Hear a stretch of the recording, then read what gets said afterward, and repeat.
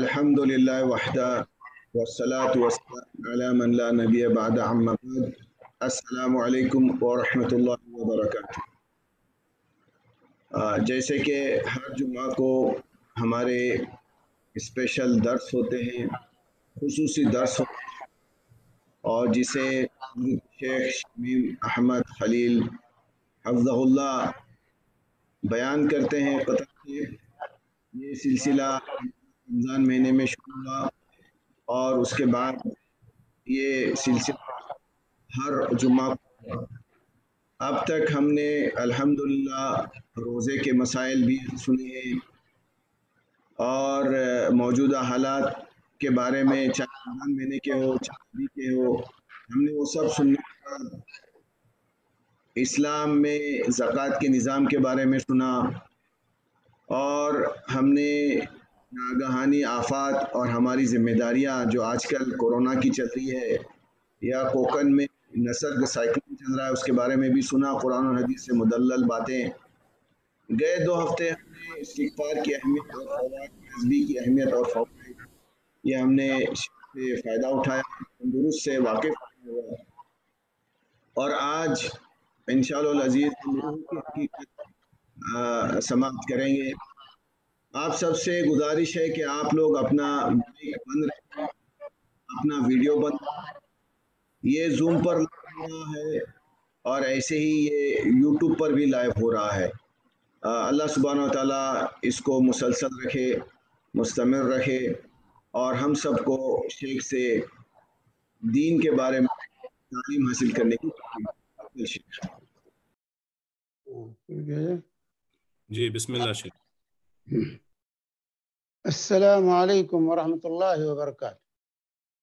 ان الحمد للہ نحمده ونستعینه ونستغفره ونعوذ بالله من شرور انفسنا ومن سیئات اعمالنا، من يهده الله فلا مضل له ومن يضلله فلا هادي له، واشهد ان لا اله الا الله وحده لا شريك له، واشهد ان محمدا عبده ورسوله.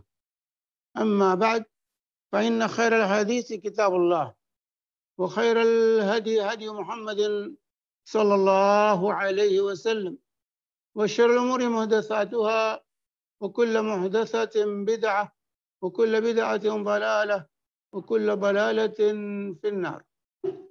أعوذ بالله السميع العليم من الشيطان الرجيم، من همزه ونفخه ونفثه. ويسألونك عن الروح قل الروح من أمر ربي وما أوتيتم من العلم إلا قليلا۔ محترم سامعین، دینی اور ملی بھائیوں، اسلامی ماں اور بہنوں،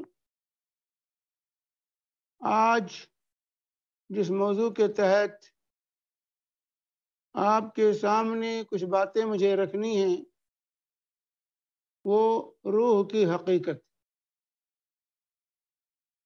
اس سلسلے میں سوالات بار بار آتے ہیں اور روح کی حقیقت کو لوگ سمجھنا چاہتے ہیں، اس لیے مناسب میں نے یہ سمجھا کہ آج کی ملاقات میں اسلامی نقطہ نظر سے روح کی حقیقت کو واضح کیا جائے، کیونکہ روح کی حقیقت کو نہ سمجھنے کی وجہ سے بڑی گمراہیاں عقائد کے میدان میں پیدا ہوئی ہیں۔ اس لیے کتاب و سنت کی روشنی میں روح کیا ہے، اس کی حقیقت کیا ہے، اس کو سمجھنا یہ انتہائی ضروری ہے، تاکہ جو عقیدے کی خرابی روح کو نہ سمجھنے کی وجہ سے پیدا ہوئی ہے، اور فلاسفہ اور دیگر مذاہب کے لوگوں نے اس کے ذریعے سے عقیدے میں گندگی مچائی ہے، وہ گندگی دور ہو اور واضح اور صحیح جو ہے حقیقت روح کے بارے میں ہمارے سامنے آئے۔ لوگوں نے سوال کیا تھا، رسول پاک صلی اللہ علیہ وسلم سے سوالات کیے گئے تھے، روح کی حقیقت کو پوچھا گیا تھا، روح کیا ہے؟ تو سورہ اسراء کے اندر اللہ تبارک و تعالی نے فرمایا تھا یسألونک عن الروح قل الروح من امر ربی وما اوتیتم من العلم الا قلیلا، کہ آپ سے لوگ روح کے بارے میں پوچھتے ہیں، آپ کہہ دیجئے روح یہ اللہ کے امر سے، میرے رب کے امر سے، حکم سے، اور تمہیں بہت کم علم دیا گیا۔ آئیے قرآن اور حدیث کی روشنی میں ہم روح کی حقیقت کو سمجھنے کی کوشش کریں۔ قرآن پاک کے اندر روح کا کلمہ مختلف معانی میں استعمال کیا، مختلف چیزوں پر اس کا اطلاق قرآن میں کیا گیا ہے۔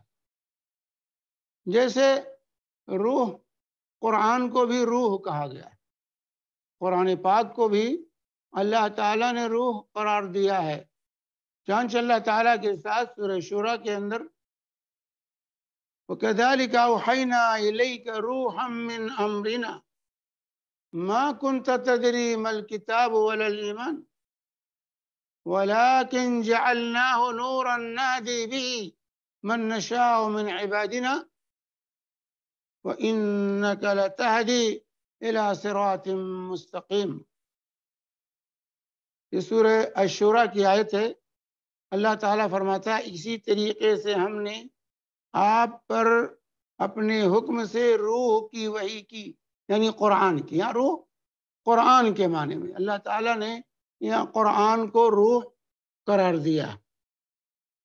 حالانکہ آپ کو نہ کتاب کا پتہ تھا نہ ایمان کا پتہ تھا، لیکن ہم نے اس کو نور بنایا تاکہ اس کے ذریعے سے اپنے بندوں میں جس کو چاہیں ہدایت دیں، اور آپ بھی صراط مستقیم کی طرف رہنمائی کرتے ہیں۔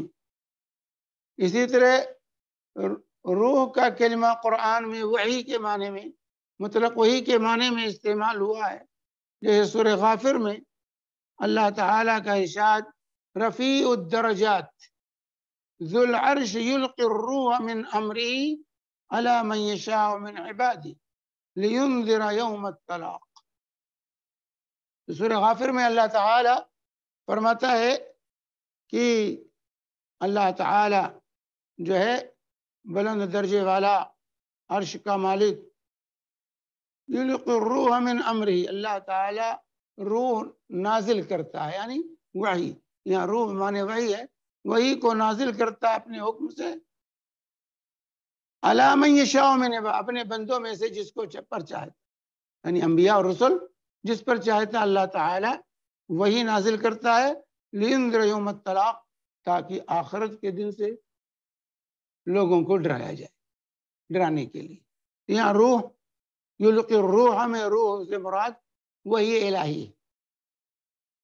اسی طرح روح جبریل امین کو بھی قرآن میں قرار دیا گیا، ان کے لیے بھی روح کا کلمہ استعمال کیا گیا ہے۔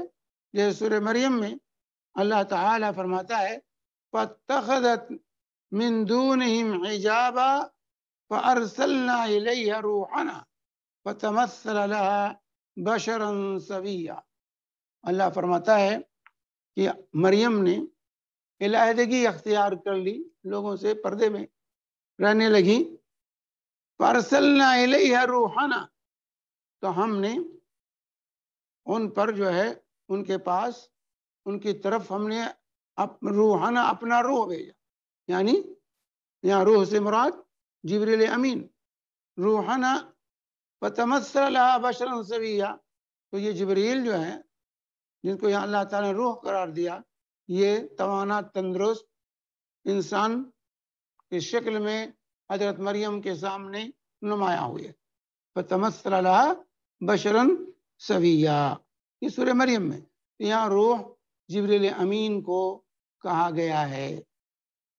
اسی طرح سورہ شعراء میں اللہ نے فرمایا نزل به الروح الامین، یہ قرآن روح الامین، امانت دار جبریل جو امین ہے، وہ لے کر کے نازل ہوئی. اور چوتھا قوت. روح کے معنی قوت، ثابت قدمی، نصرت اور تائید کے معنی میں بھی روح کا کلمہ قرآن میں استعمال ہوا ہے. چنانچہ اللہ تبارک و تعالی نے سورہ مجادلہ میں جو ہے اللہ تبارک و تعالی نے فرمایا لا تجد قوما یؤمنون باللہ والیوم الآخر یوادون من حاد اللہ ورسولہ ولو كانوا آباءهم أو أبناءهم أو إخوانهم أو عشيرتهم أولئك كتب في قلوبهم الإيمان وأيدهم بروح منه.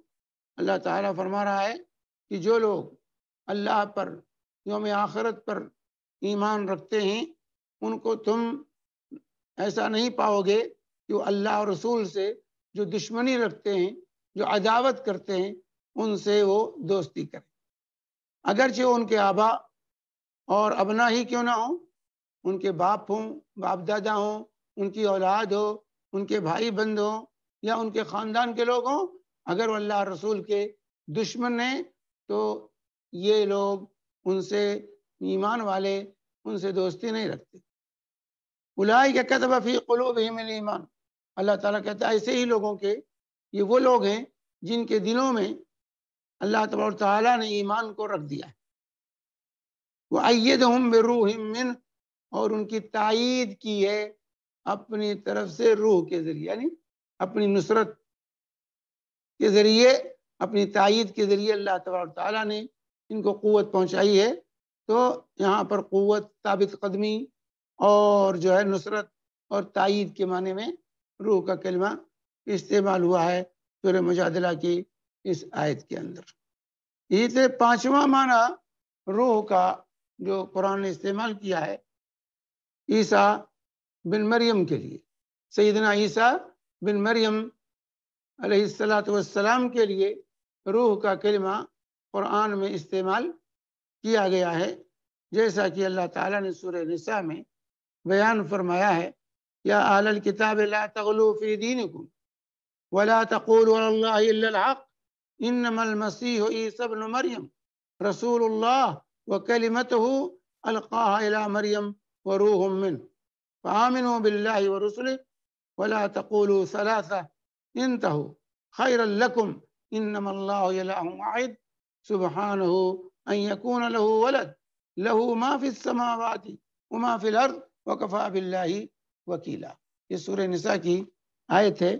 اللہ تعالیٰ فرماتا اے کتاب والو، اے اہل کتاب، لا تغلو فی دینکم، اپنے دین کے بارے میں غلو نہ کرو، اپنے دین میں غلو نہ کرو. یہود و نصارہ کو یہاں اللہ مخاطب کر رہا ہے، انہی کو اہل کتاب کہا جاتا ہے کہ اے آسمانی کتاب پر ایمان رکھنے کا دعویٰ کرنے والو، یہود و نصارہ، تم اپنے دین میں غلو نہ کرو اور اللہ پر وہی بات کہو جو حق ہے. انما المسیح عیسی، یہ لوگ غلو کی وجہ سے گمراہ ہوئے، عیسائی ہوں یا یہودی ہوں، انہوں نے دین میں غلو کیا، حد سے تجاوز کیا، اس لیے انہیں گمراہی لائق ہوئی. تو اسی پر اللہ تعالیٰ نے متنبہ کیا اور اس کے بعد فرمایا انما المسیح عیسی ابن مریم رسول اللہ. عیسیٰ بن مریم جو ہیں یہ اللہ کے رسول ہیں، ابن اللہ نہیں ہے، یہ اللہ کا بیٹا نہیں ہے، یہ اللہ کے رسول ہیں. وہ کلمت اس کا کلمہ ہے، یعنی ان کو اللہ تعالیٰ نے اپنے آرڈر سے، لفظ کن سے پیدا کیا، باپ نہیں تھا، لیکن اللہ رب العالمین نے کلمت ہوئی، اللہ کا کلمہ ہے. یعنی اللہ تعالیٰ نے جو اللہ کا اصول ہے اذا اراد شیئا یقول له کن فیکون، جب کسی چیز کو کرنا چاہتا ہے کہتا ہو جا تو وہ چیز ہو جاتی ہے. تو کہا اللہ کا کلمہ ہے، یعنی لفظ کن سے اللہ تعالیٰ نے ان کو پیدا کیا. وَأَلْقَاهَا إِلَىٰ مَرْيَمَ وَرُوحٌ مِّنْهُ، وہ کلمہ جس کو اللہ تعالیٰ نے مریم کی طرف ڈالا تھا، وَرُوحٌ مِّنْهُ، اور اللہ کی طرف سے روح، اللہ کی طرف سے روح. تو یہاں روح جو ہے عیسیٰ علیہ السلام کو بھی قرار دیا گیا ہے. روح سے مراد عیسیٰ علیہ السلام جو ہے تو اس طریقے سے روح کا اطلاق قرآن میں عیسیٰ پر بھی کیا گیا ہے۔ فآمنوا باللہ ورسولہ، تو اللہ فرماتا ہے اللہ اور اس کے رسول پر ایمان لاؤ۔ ولا تقولوا ثلاثہ، اور تثلیث کے قائل نہ رہو کہ تین ہیں، نہیں، انتہو، اس سے باز آ جاؤ، اللہ ایک ہے، تین نہیں۔ خیر لکم، یہی تمہارے لیے بہتر ہے۔ انما اللہ الہ واحد، یقیناً اللہ اکیلا ہے۔ سبحانہ، وہ ہر نقص اور عیب سے پاک ہے۔ ان یکون لہ ولد، اس بات سے پاک ہے اللہ کہ اس کی کوئی اولاد ہو، کیونکہ یہ نقص اور عیب ہے، اللہ ہر نقص اور عیب سے پاک ہے۔ لہ ما فی السماوات ما فی الارض، جو کچھ آسمان و زمین میں سب اللہ کی ملکیت ہے، اس کو اولاد کی ضرورت کیا ہے؟ وکفی باللہ وکیلا، اور اللہ تعالیٰ کارساز ہونے کی وجہ سے جو ہے کافی ہے۔ تو اس طریقے سے یہاں روح منہ کہہ کر کے سیدنا عیسیٰ علیہ السلام کو مراد لیا گیا ہے کہ روح سے مراد عیسیٰ علیہ السلام ہیں۔ عیسیٰ علیہ، کیونکہ جو ہے اللہ تبارک و تعالیٰ نے بغیر باپ کے ان کو پیدا کیا تھا، اور اللہ تبارک و تعالیٰ کے آرڈر کے تحت یہ پیدا ہوئے تھے، ان کو باپ کی ضرورت نہیں پڑی، اور اللہ تعالیٰ نے ان کو جو ہے ان کے ذریعے جو ہے آرڈر کے ذریعے اپنے پیدا کر دیا۔ چھٹا معنی روح کا قرآن میں جو استعمال کیا گیا ہے جس چیز کے لیے، اس سے روح جس کو ہم اور آپ آج سمجھنے کے لیے بیٹھے ہیں، روح جس سے انسان کو زندگی ملتی ہے، اور وہ حصہ جس سے انسان کو زندگی اور حرکت نصیب ہوتی ہے، اور پھر اس کے اندر شعور اور احساس بیدار ہوتا ہے، اور جس کے الگ ہونے سے انسان مردہ ہو جاتا ہے۔ اس معنی میں روح اللہ تعالیٰ نے جو آیت کریمہ سورہ اسراء کی آپ کے سامنے خطبہ مسنونہ کے بعد پڑھی گئی ہے، اس میں روح سے مراد یہی روح ہے۔ یسألونک عن الروح قل الروح من امر ربی وما اوتیتم من العلم الا قلیلا، کہ لوگ آپ سے روح کے بارے میں سوال کرتے ہیں تو آپ ان سے کہہ دیجئے کہ روح میرے رب کا امر ہے میں سے ہے، اور تمہیں بہت کم علم دیا گیا۔ تو روح جو ہے ایک نورانی جسم ہے، روح ایک نورانی جسم ہے، اور جو ہماری محسوس جسم جو ہے، اس جسم کی ماہیت سے وہ بالکل مختلف۔ ہمارے جو بدن جو ہے یا جسم جو ہمارا ہے، مادی جسم سے ہم مشاہدہ کر رہے ہیں، دیکھ رہے ہیں، اس سے جو ہے اس کی ماہیت سے اس کی ماہیت، اس کی کیفیت، اس کی صفات مختلف ہیں۔ اور روحانی جسم ہے، نورانی جسم ہے، اس کو نورانی جسم ہے وہ، اور انتہائی خفیف اور متحرک ہے، اور اس طریقے سے جیسے گلاب کا پانی گلاب کے اندر سرایت کیے ہوئے ہوتا ہے، اسی طریقے سے یہ روح ہمارے جسم کے اندر سرایت کی ہوئی، زیتون کا تیل زیتون کے اندر جیسے سرایت کیے ہوتا ہے، اسی طرح یہ روح ہمارے جسم کے اندر جو ہے سرایت کیے ہوتا ہے، اور یہ اس وقت تک ہمارے جسم کے ساتھ یہ روح جو ہے رہتی ہے جب تک جو ہے ہمارے اعضاء اس کے آثار کو قبول کرنے کے لیے تیار ہو۔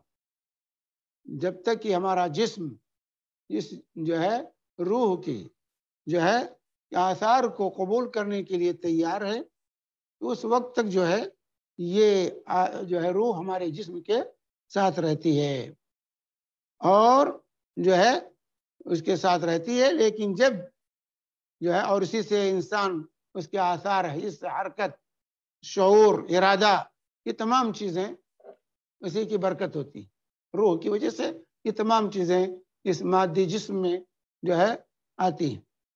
اور جب یہ اعضاء کے اندر فساد برپا ہو جاتا ہے جسم کی، تو جو ہے اس کی وجہ سے یہ روح جو ہے اور یہ جو ہے ان آثار کو قبول کرنے کے لیے جب تیار نہیں رہتا ہے یہ جسم اور جسم کی اعضاء، تو روح جسم کو چھوڑ دیتی ہے، اور روح جسم سے الگ ہو جاتی ہے، اور پھر وہ عالم ارواح میں منتقل ہو جاتی ہے، اس جسم کو چھوڑ کر عالم ارواح میں وہ منتقل ہو جاتی ہے، جیسا کہ اللہ ابن قیم رحمہ اللہ نے یہ تفصیلات بیان کی۔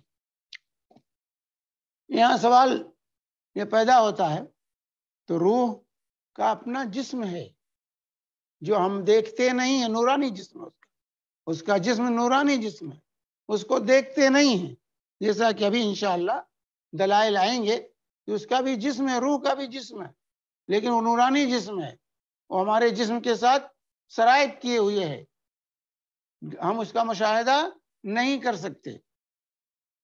اب سوال یہاں یہ پیدا ہوتا ہے کہ روح یہ قدیم ہے یا یہ مخلوق ہے؟ قدیم ہونے کا مطلب ازلی ہمیشہ سے ہے، مخلوق نہیں ہے، وہ ہمیشہ سے ہے۔ کیا روح ازلی ہے، قدیم ہے، وہ ہمیشہ سے ہے، یا وہ مخلوق ہے جیسے اور چیزوں کو اللہ نے پیدا کیا ہے، اسی طرح روح کو بھی اللہ تعالیٰ نے پیدا کیا ہے؟ تو اس میں کوئی شک نہیں کہ روح مخلوق ہے، ازلی ذات صرف اللہ رب العالمین، باقی پوری کائنات مخلوق ہے، اللہ نے پیدا کیا ہے۔ تو روح یہ ازلی نہیں ہے، یہ قدیم نہیں ہے، جیسا کہ بہت سے لوگوں کو یہ گمراہی لاحق ہوئی ہے۔ تو روح باتفاق علماء مسلمین جو ہے، یہ اہل سنت والجماعت کا، علماء اسلام کا اس پر اجماع اور اتفاق کہ روح یہ مخلوق ہے، پیدا کی گئی ہے، یہ قدیم نہیں، ہمیشہ سے نہیں ہے، یہ نہیں تھی، اس کا وجود ہوا ہے، اللہ رب العالمین نے اس کو پیدا کیا ہے۔ یہ تمام، اس میں کسی کا اختلاف جو ہے اہل سنت والجماعت میں کسی کا اس میں اختلاف نہیں کہ روح یہ پیدا کی ہوئی مخلوق ہے، یہ پیدا کی ہوئی مخلوق ہے، اور اس پر بڑے بڑے علماء نے اجماع نقل کیا، کیونکہ اللہ تعالیٰ کے ارشاد ہے اللہ خالق کل شیء، سورہ رعد کی آیت ہے کہ اللہ ہر چیز کا خالق ہے، اللہ کے علاوہ جتنی چیزیں ہیں سب کا خالق اللہ تبارک و تعالیٰ ہے، اور ساری چیزیں مخلوق ہیں۔ تو روح بھی یہ مخلوق ہے، یہ خالق نہیں ہے، خالق اللہ ہے۔ تو روح یہ مخلوق ہے، نہیں تھی، اور پھر اس کا وجود ہوا، اللہ تبارک و تعالیٰ نے اس کو پیدا کیا۔ چنانچہ سورہ دہر میں اللہ تعالیٰ فرماتا ہے هل اتى على الانسان حين من الدهر لم يكن شيئا مذكورا، کیا انسان پر ایسا وقت نہیں آیا ہے کہ جب کہ وہ قابل ذکر کوئی چیز تھی ہی نہیں، انسان کا کوئی وجود نہیں تھا انسان کا وجود، بعد میں اس کا وجود ہوا، اس کا جسمانی اور روحانی دونوں وجود بعد میں وجود پذیر ہوا ہے۔ اس لیے جو ہے انسان جو ہے نام ہے روح اور جسم کے مجموعے کا۔ انسان کس کو کہتے ہیں؟ روح اور جسم کے مجموعے کا نام جو ہے انسان ہوتا ہے، اور اسی لیے یہاں جو کہا گیا کہ لم یکن هل اتى على الانسان حين من الدهر لم يكن شيئا مذکورا، تو نہ روح کا وجود تھا اور نہ اس جسم کا وجود تھا، اللہ تعالیٰ نے روح اور جسم دونوں کو پیدا کیا، تب انسان کا وجود ہمارے سامنے آیا ہے۔ تو روح یہ قدیم نہیں ہے، ازلی نہیں ہے، بلکہ یہ مخلوق ہے، اللہ تعالیٰ نے اس کو پیدا کیا ہے۔ اور اسی طریقے سے جو ہے انسان کو جو ہے، تو یہ روح واضح ہونا چاہیے کہ روح جو ہے یہ بدن کیا ہے؟ یہ روح کی سواری ہے، ہمارا جسم جو ہے، ہمارا بدن جو ہے، یہ روح کی سواری ہے۔ اور مختلف نصوص میں جو ہے روح کے سلسلے میں جو آئے ہیں کہ جب وفات کا وقت ہوتا ہے تو فرشتے کفن لے کے آتے ہیں، روح کو قبض کرنے کے لیے کفن لے کے آتے ہیں، روح کو اس میں لپیٹتے ہیں، کفن دیتے ہیں روح کو، اور پھر لے کر اس کو پرواز کرتے ہیں، اور یہ روح اوپر چڑھتی ہے پھر اترتی ہے۔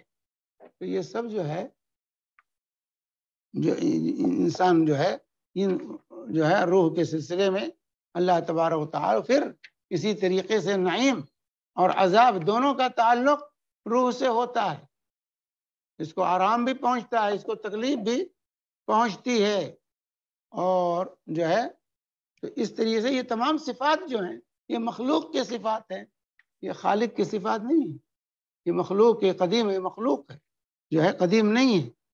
تو روح اوپر چڑھتی ہے، جو روح کو قبض کیا جاتا ہے، کفن لے کے آتے ہیں فرشتے خوشبو بسا کر کے اچھے لوگوں کی، روح کو لے جانے کے لیے، اور پھر اس کو لے کر اوپر چڑھتے ہیں، روح بھی اوپر جاتی ہے، پھر اوپر سے نیچے لائی جاتی ہے، اور اس طریقے سے جو ہے اسی طرح سے نیند کے اندر بھی روح قبض کی جاتی ہے، نیند کے اندر بھی ہماری روح قبض ہوتی ہے، پھر بیدار جب ہوتا ہے انسان تو روح واپس کر دی جاتی ہے۔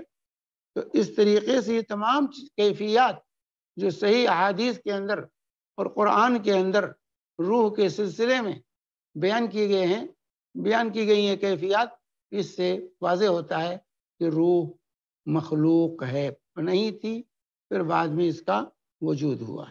اگر روح مخلوق نہ ہوتی، اگر روح پیدا نہ کی گئی ہوتی، تو پھر ربوبیت کا اقرار جو اللہ تعالیٰ نے عالم ارواح میں ہم سے، آپ سے، سب سے لیا تھا، جیسا کہ سورہ اعراف میں اللہ نے فرمایا وَإِذْ أَخَذَ رَبُّكَ مِنْ بَنِي آدَمَ مِنْ ظُهُورِهِمْ ذُرِّيَّتَهُمْ وَأَشْهَدَهُمْ عَلَىٰ أَنفُسِهِمْ أَلَسْتُ بِرَبِّكُمْ قَالُوا بَلَىٰ، کہ جب تمہارے رب نے جو ہے بنی آدم سے جو ہے ان کی پیٹھ سے جو ہے نکالا تھا سیدنا آدم علیہ السلام تو ان کی ذریت کو، اور اشہدہم علی انفسہم، اور ان سے عہد و پیمان لیا تھا، الست بربکم، تو یہ کیا روحیں تھیں، روحوں کو اللہ تعالیٰ نے وجود بخشا، نکالا، اور پھر ان روحوں سے عہد لیا تھا، الست بربکم، کیا میں تمہارا رب نہیں ہوں، قالوا بلا،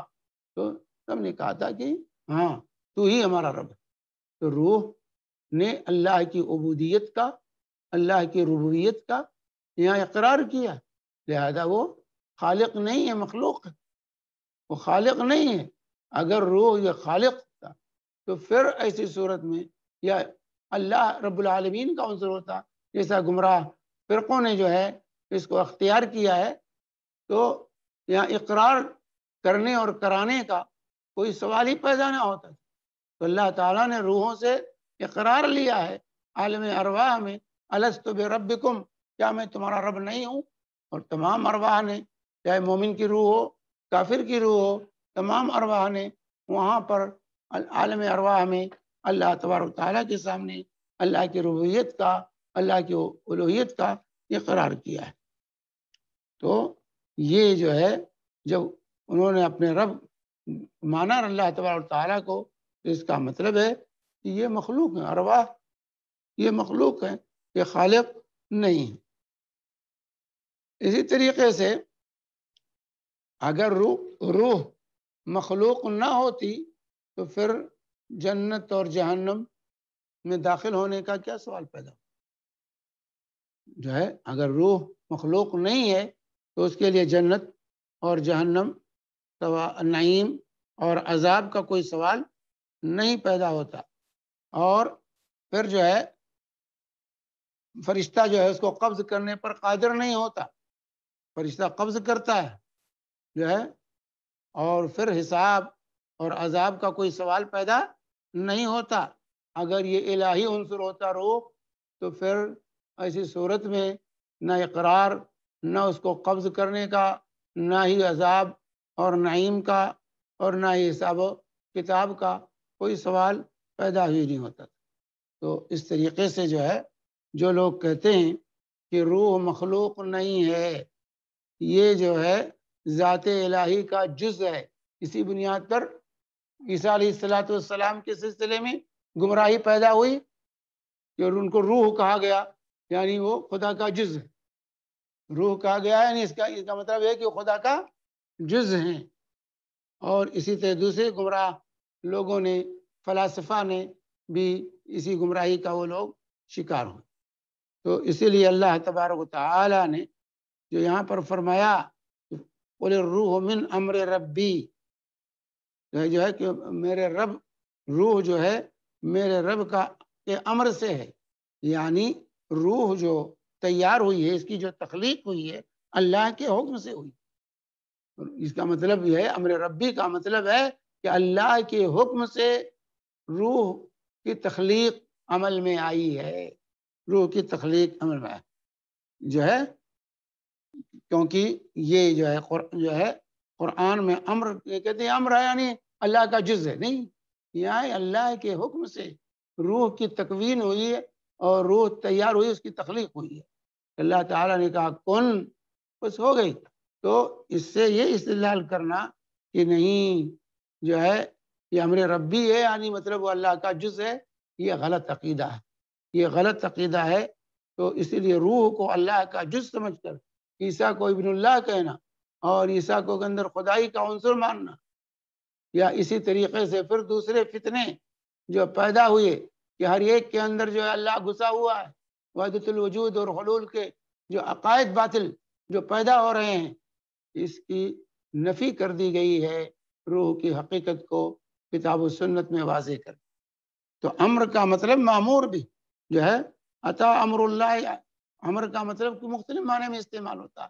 امر کا صیغہ جیسے اللہ تعالیٰ نے فرمایا عطا امر اللہ فلا تستعجلوا، جو ہے کہ اللہ کا امر آ گیا ہے، جلدی نہ کرو. یعنی جس چیز کا اللہ نے حکم دیا تھا معمور بھی وہ آ رہا ہے، اب تم جلد بازی نہ کرو. سورہ نحل میں. اور تو جو ہے یہاں پر من امر ربی جو کہا گیا یہ معمور بھی کے معنی میں، یا اللہ کے آرڈر کس سے جو ہے اس کی تخلیق ہوئی ہے، نہ کہ وہ امر اللہ کا جز ہے. اللہ کا جز قرار دینا یہ ضلالت اور گمراہی ہے، جس کی وجہ سے گزشتہ جو ہے اللہ تعالیٰ کہتا ہے سخر لکم ما فی السماوات وما فی الارض جمیعا منہ.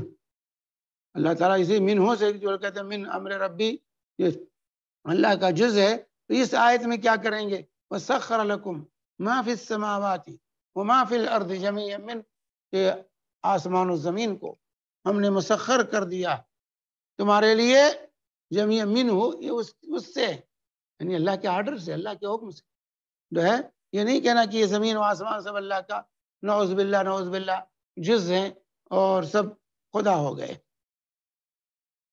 تو یہاں پر آدم علیہ السلام کے بارے میں اللہ نے کہا نفخت فیہ من روحی، اور حضرت عیسیٰ کے بارے میں اللہ تعالیٰ نے فرمایا فنفخنا فیہ من روحنا. نفخت فیہ من روحی سورہ ہجر میں، اور حضرت آدم کے لیے، اور اسی طرح حضرت عیسیٰ کے لیے فنفخنا فیہ من فیہا فنفخنا فیہا من روحنا سورہ انبیاء میں. تو یہاں یہ وعدہ ہونا چاہیے کہ روح کا مطلب کیا؟ روح کہ اللہ نے اپنا روح یعنی اپنا جز اس میں ڈال دیا آدم میں اور عیسیٰ میں. دیکھیے یہ واضح ہونا چاہیے، یہاں عقیدے کا مسئلہ سمجھتے ہوئے چلیے. ایک ہے صفات اور ایک ہے جو ہے صفات کی نسبت. جب یعنی صفات وہ چیزیں جو بذات خود وجود میں نہیں آ سکتی، ان کے وجود کے لیے جو ہے آیان کی ضرورت پڑتی ہے. آیان کی ضرورت ہے. جیسے علم ہے، علم کے لیے عالم کی ضرورت، عالم ہوگا تب علم تنہا الگ نہیں پایا جا سکتا ہے. اسی طریقے سے سننا ہے، دیکھنا ہے، بولنا ہے، کلام ہے. متکلم ہوگا، بولنے والا ہوگا تب کلام پایا جائے گا، سننے والا ہوگا تب سننے کا وجود ہوگا، دیکھنے والا ہوگا تب دیکھنے کا وجود ہوگا. یہ صفات ہیں. یہ صفات بغیر موصوف کے نہیں پائے جا سکتے، ان کا وجود نہیں ہو سکتا. تو اللہ کی طرف صفات کی جو نسبت کی گئی ہے وہ اللہ کی صفات، اللہ کا کلام، اللہ کی قدرت، اللہ کا علم، یہ صفات الہی وہ ان کی طرف نسبت ہے، وہ اللہ کی صفات. لیکن آیان کی نسبت، ذات جو ہے موصوف کی نسبت، جیسے کہا گیا ناقۃ اللہ، بیت اللہ، اللہ کی اونٹنی، اللہ کا گھر. کیا مطلب ہے؟ اللہ کی اونٹنی یہ تشریف کے لیے ہوتی. یہ نسبت جو ہوتی ہے یہ نہیں کہ وہ اونٹنی اللہ کا جز ہے یا وہ گھر اللہ اس میں رہتا ہے. نہیں، ناقۃ اللہ یا بیت اللہ جو ہے جس طرح کی جو نسبت ہے اللہ رب العالمین کی طرف، اس نسبت کا مطلب اس کی تشریف اور تعظیم مقصود ہے. اس کی جو ہے اس لیے اللہ کی طرف نسبت کی جاتی، اللہ کا وہ جز نہیں. تو روح اللہ کہا گیا یا روح منہ جو نسبت کی گئی، یہ نہیں کہ جو ہے روح جو ہے اللہ کا جز ہے اس لیے عیسیٰ اللہ کا جز ہوئے یا آدم اللہ کا جز ہوئے. نعوذ باللہ ثم نعوذ باللہ جو ہے. تو اس طریقے سے جو کہا گیا ناقۃ اللہ وسقیہ، اللہ کی اونٹنی جو صالح علیہ السلام کے معجزے کے طور پر ظاہر ہوئی تھی، یہ ناقۃ اللہ و سقیاھا، اللہ کی اونٹنی اور اس کا پانی پینے کی باری. اور اسے تبارک الذی نزل الفرقان علی عبدی، بابرکت خدا جس نے فرقان کو نازل کیا علی عبدی، اپنے بندے پر. تو عبد اپنے بندے پر، تو کیا عبد اللہ کا جز؟ یہ غلط. اسی طریقے سے ہوتا ہے ہر بیتیا للطائفین، میرے گھر کو پاک کرو طواف کرنے والوں کے لیے. طواف کے تو اللہ کا گھر کا مطلب یہ نہیں ہے کہ یہ گھر اللہ کا جز ہے یا اللہ تبارک تعالیٰ وہاں بیٹھا ہوا ہے. نہیں، بیتیہ تشریف کے لیے، یہ تشریف کے لیے، اس کی عظمت کو اجاگر کرنے کے لیے اللہ کی طرف نسبت کی گئی ہے، گھر کی اور اونٹنی کی اور عبد کی. یہ واضح ہونا چاہیے. تو ایسی صورت میں جب مخلوق کی نسبت اضافت خالق کی طرف کی جائے، مخلوق کی اضافت خالق کی طرف جب کی جائے، تو یہ تخصیص و تشریف کے لیے ہوتا ہے، اس کے لیے نہیں ہوتا ہے کہ وہ اس کا اللہ کا جز ہے. لیکن جب صفات کی نسبت اللہ رب العالمین کی طرف کی جاتی ہے تو یہ صفات اللہ کے لیے ثابت ہوتے ہیں، کہ جیسے سمع بصر کی نسبت کی گئی، سمیع ہے، بصیر ہے اللہ تعالیٰ. اللہ تعالیٰ کلام کی نسبت کی گئی، اللہ کلام کرتا ہے، کلم اللہ موسیٰ تکلیما، تو یہ کلام اللہ کی صفت. لیکن جو ان چیزوں کی نسبت کی گئی ہے مخلوق کی نسبت جو خالق کی طرف، یہ تشریف اور تعظیم کے لیے ہے، یہ اللہ کا جز بتانے کے لیے نہیں ہے کہ نعوذ باللہ ثم نعوذ باللہ اللہ کا اجزا. تو اسی لیے روح کو اللہ کا جز کہنا یہ گمراہی اور ضلالت ہے، اس سے انسان کو توبہ کرنا چاہیے. یہ مخلوق ہے اللہ تعالیٰ کی، تمام مخلوق کی طرح روح بھی ایک مخلوق ہے. اور یہیں پر ایک چیز اور یہ وضاحت ہونی چاہیے کہ ہم استعمال دیکھتے ہیں قرآن میں نفس کا لفظ استعمال ہوا. نفس اور روح کیا دونوں الگ الگ چیزیں ہیں یا ایک چیز ہے؟ نفس اور روح، جیسے قرآن میں کہا ان النفس لامارۃ بالسوء یا ایتھا النفس المطمئنہ ارجعی الی ربک راضیۃ مرضیہ فادخلی فی عبادی وادخلی جنتی، جو ہے اسی طریقے سے ولا اقسم بالنفس اللوامہ. تو نفس اور روح ایک ہے یا دونوں الگ الگ چیزیں انسان کے اندر؟ نفس الگ ہے، روح الگ ہے.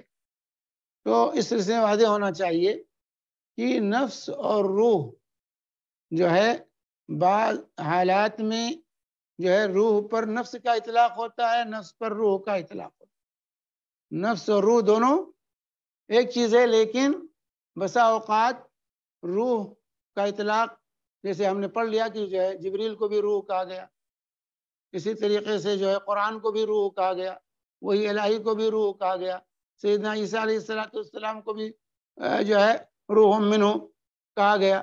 تو یہ نفس کے معنی میں نہیں ہوا، وہاں نفس اور روح ایک نہیں.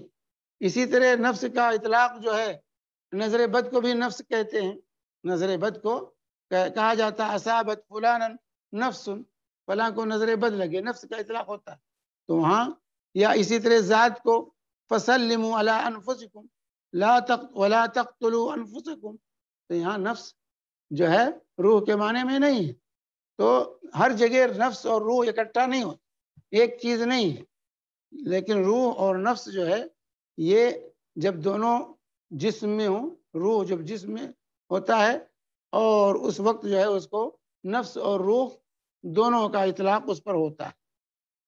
تو جو ہے نفس کا اطلاق ایسی صورت میں روح جو ہے کا ہوتا ہے، اور اسی طرح جب روح الگ ہو جائے تو پھر اس کو نفس نہیں کہتے، اس کو روح ہی کہتے، اس کو روح ہی کہتے ہیں. تو اسی طرح نفس اور روح ہر جگہ نہیں، مختلف مقامات پر مختلف معانی میں استعمال کیا گیا ہے. لیکن جب روح جسم کے اندر ہو تو اس کا مدلول جو ہے ایک ہی ہوتا ہے، اور جو ہے اسی طرح روح اور نفس کو ایک ہی کا پر نفس جو ہے روح پر اطلاق ہوتا ہے. اور جب جو ہے روح جو ہے الگ ہو جائے جسم سے تو صرف اس کو روح کہیں گے، نفس نہیں کہیں گے، کہتے ہیں. تو بہرحال اور اسی طریقے سے جو ہے نفس کے بھی 3 مراتب جو ہے قرآن نے ذکر کیے. جو لوگ کہتے ہیں تین قسمیں لوگ، تین طرح کے نفس ہیں، وہ کیا ہے؟ نفس لوامہ، نفس امارہ، نفس لوامہ اور نفس مطمئنہ. لیکن یہ اس کی کیفیات، یہ نفس کی کیفیات ہیں، مراتب ہیں. نفس ایک ہی ہے، تین نفس نہیں انسان کے اندر. انسان کے اندر نفس ایک ہی ہے، لیکن یہ اس کے مراتب ہیں. کچھ لوگوں کو نفس امارہ ہوتا ہے، کچھ لوگوں کا نفس لوامہ ہوتا ہے، کچھ لوگوں کا نفس مطمئنہ ہوتا ہے. یہ کہا کہ ان النفس لامارۃ بالسوء الا ما رحم ربی، سورہ یوسف میں یقیناً نفس جو ہے انسان کو برائی کا حکم ہے، برائی کی طرف دعوت دیتا ہے، اللہ کی جس پر اللہ ہمارا رب رحم فرمائے. تو نفس جب انسان برائیوں میں لطت اور برائیوں کی طرف راغب ہو تو وہ نفس امارہ ہوتا ہے، برائی کی طرف رغبت دینے والا. کچھ لوگوں کا نفس ایسا ہوتا ہے جو ان کو برائیوں پر ابھارتا ہے، اور کچھ لوگ اس سے جب سدھر جاتے ہیں، اصلاح کر لیتے ہیں اپنے نفس کی، مطلق اس کو چھوڑتے نہیں ہیں، تو ان کا نفس جو ہے نفس لوامہ ہوتا ہے. یعنی ان النفس لوامہ ولا اقسم بالنفس اللوامہ، اللہ نے کہا کہ قسم ہے نفس لوامہ کی. تو لوامہ نے ملامت کرنے والا، یعنی انسان غلطی تو کر لیتا ہے، غلطی جب ہو جاتی ہے تو نفس خود اس کو ملامت کرتا ہے کہ تو نے بہت برا کیا، تو نے بہت برا کیا. ایسا نہیں، افسوس ہوتا ہے. نفس خود جو ہے انسان کو کوستا ہے کہ جو ہے تو نے بہت برا کیا، ایسا نہیں کرنا چاہیے، یہ کام تمہارے لیے مناسب نہیں تھا. پشیمانی ہوتی انسان کو، احساس پیدا ہوتا. تو یہ نفس کی کیفیت ہے، یہ نفس کی کیفیت ہے. اور اسی طریقے سے نفس مطمئنہ، کچھ لوگ اس سے جب ترقی کر کے اطاعت میں جب زندگی گزارتے ہیں، اللہ کا خوف اپنے اوپر غالب رکھتے ہیں، تو ان کا نفس مطمئنہ ہوتا ہے، اطمینان والا نفس. اور ایسے ہی نفس کے لیے خوشخبری اللہ تعالیٰ نے سنائی ہے کہ ان سے کہا یا ایتھا النفس المطمئنہ ارجعی الی ربک راضیۃ مرضیہ فادخلی فی عبادی وادخلی جنتی. فرشتے خوشخبری سناتے ہیں. جب اس دنیا سے وہ رخصت ہونے لگتے ہیں تو فرشتے خوشخبری سناتے ہیں مطمئن نفس جو اللہ پر ایمان لا کر، اللہ کی شریعت پر عمل کر کے جو مطمئن تھی، تو جو ہے ارجعی الی ربک راضیۃ مرضیہ، اپنے رب کی طرف راضی خوشی خوشی چل پڑ، اور میرے بندوں میں داخل ہو جا، اور میری جنت میں داخل ہو جا. خوشخبری اس کو سنائی جاتی ہے. تو بہرحال یہ نفس کی کیفیات ہے. ہم میں سے ہر ایک کو یہ کوشش کرنی ہے کہ ہمیں اللہ تعالیٰ نفس مطمئنہ نصیب فرمائے. اللہ تعالیٰ نفس امارہ سے ہماری حفاظت فرمائے، نفس امارہ سے ہماری حفاظت کرائے جو برائی کی طرف ابھارے. نفس امارہ برائی کی طرف ابھارنے والا نفس. تو نفس امارہ سے اللہ کی پناہ طلب کرنی چاہیے، اور نفس مطمئنہ کی دعا کرنی چاہیے کہ اللہ تبارک تعالی ہمیں نفس مطمئنہ عطا کر، تاکہ یہ کامیابی انہی لوگوں کے لیے، کامیابی و کامرانی. تو یہ نفس کی تین کیفیات ہیں. یہ تین نفوس نہیں کہ ہر ایک کے اندر تین نفس ہے، نفس ہے اس کے کیفیات ہیں. کبھی وہ امارہ ہوتی ہے، کبھی وہ جو ہے لوامہ ہوتی ہے، اور کبھی مطمئنہ. درجات ہیں، جیسے انسان اطاعت میں جس طرح آگے بڑھے گا اسی قدر اس روح اور نفس کو ترقی ملتی ہے. اب سوال یہاں ہے کیا روح کو موت آتی ہے؟ روح بھی مرتی ہے، اور جو ہے کیونکہ روح مخلوق ہے، اس میں کوئی شک نہیں ہے، لیکن روح کے لیے فنا نہیں ہے. روح کی موت کیا ہے؟ روح کی موت جسم سے نکل جانا. روح جسم سے نکل گیا تو انسان مر جاتا ہے، موت کا اطلاق ہوتا ہے. لیکن روح کے لیے فنا نہیں ہے، عدم نہیں ہے. بات ہے یہ واضح ہونا چاہیے. موت تو ہے روح کے لیے، اور اس کی روح کی موت کیا ہے؟ جسم سے جدا ہونا. ہمارے جسم سے جب روح جدا ہو جاتی ہے تو موت ہے، اس کو موت کہا گیا. لیکن وہ منعدم نہیں ہوتی ہے، ختم نہیں ہوتی ہے روح، یہ واضح رہے، بلکہ وہ روح کا مستقر ہے. اللہ تعالیٰ نے اس کا مستقر رکھا ہے، یا علین، یا اس کی تفصیل آئے گی انشاءاللہ، یا علین میں یا سجین میں. اور پھر جو ہے قیامت جب برپا ہوگی، جب سور پھونکا جائے گا، تو وہی روح اپنے جسم میں لوٹا دی جائے گی، اپنے جسم میں جو ہے لوٹا دی جائے گی، جو ہے بدن کی طرف جو ہے اس کو لوٹا دیا جائے گا. لیکن وہ ختم نہیں ہوتی روح، لیکن اس کی موت ہے روح کا جسم سے جدا ہو جانا. اور پھر وہاں موت نہیں آئے گی، اس کے بعد پھر موت نہیں ہے.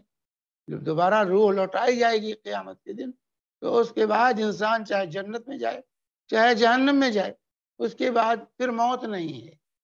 اسی لیے روح کے لیے فنا نہیں ہے.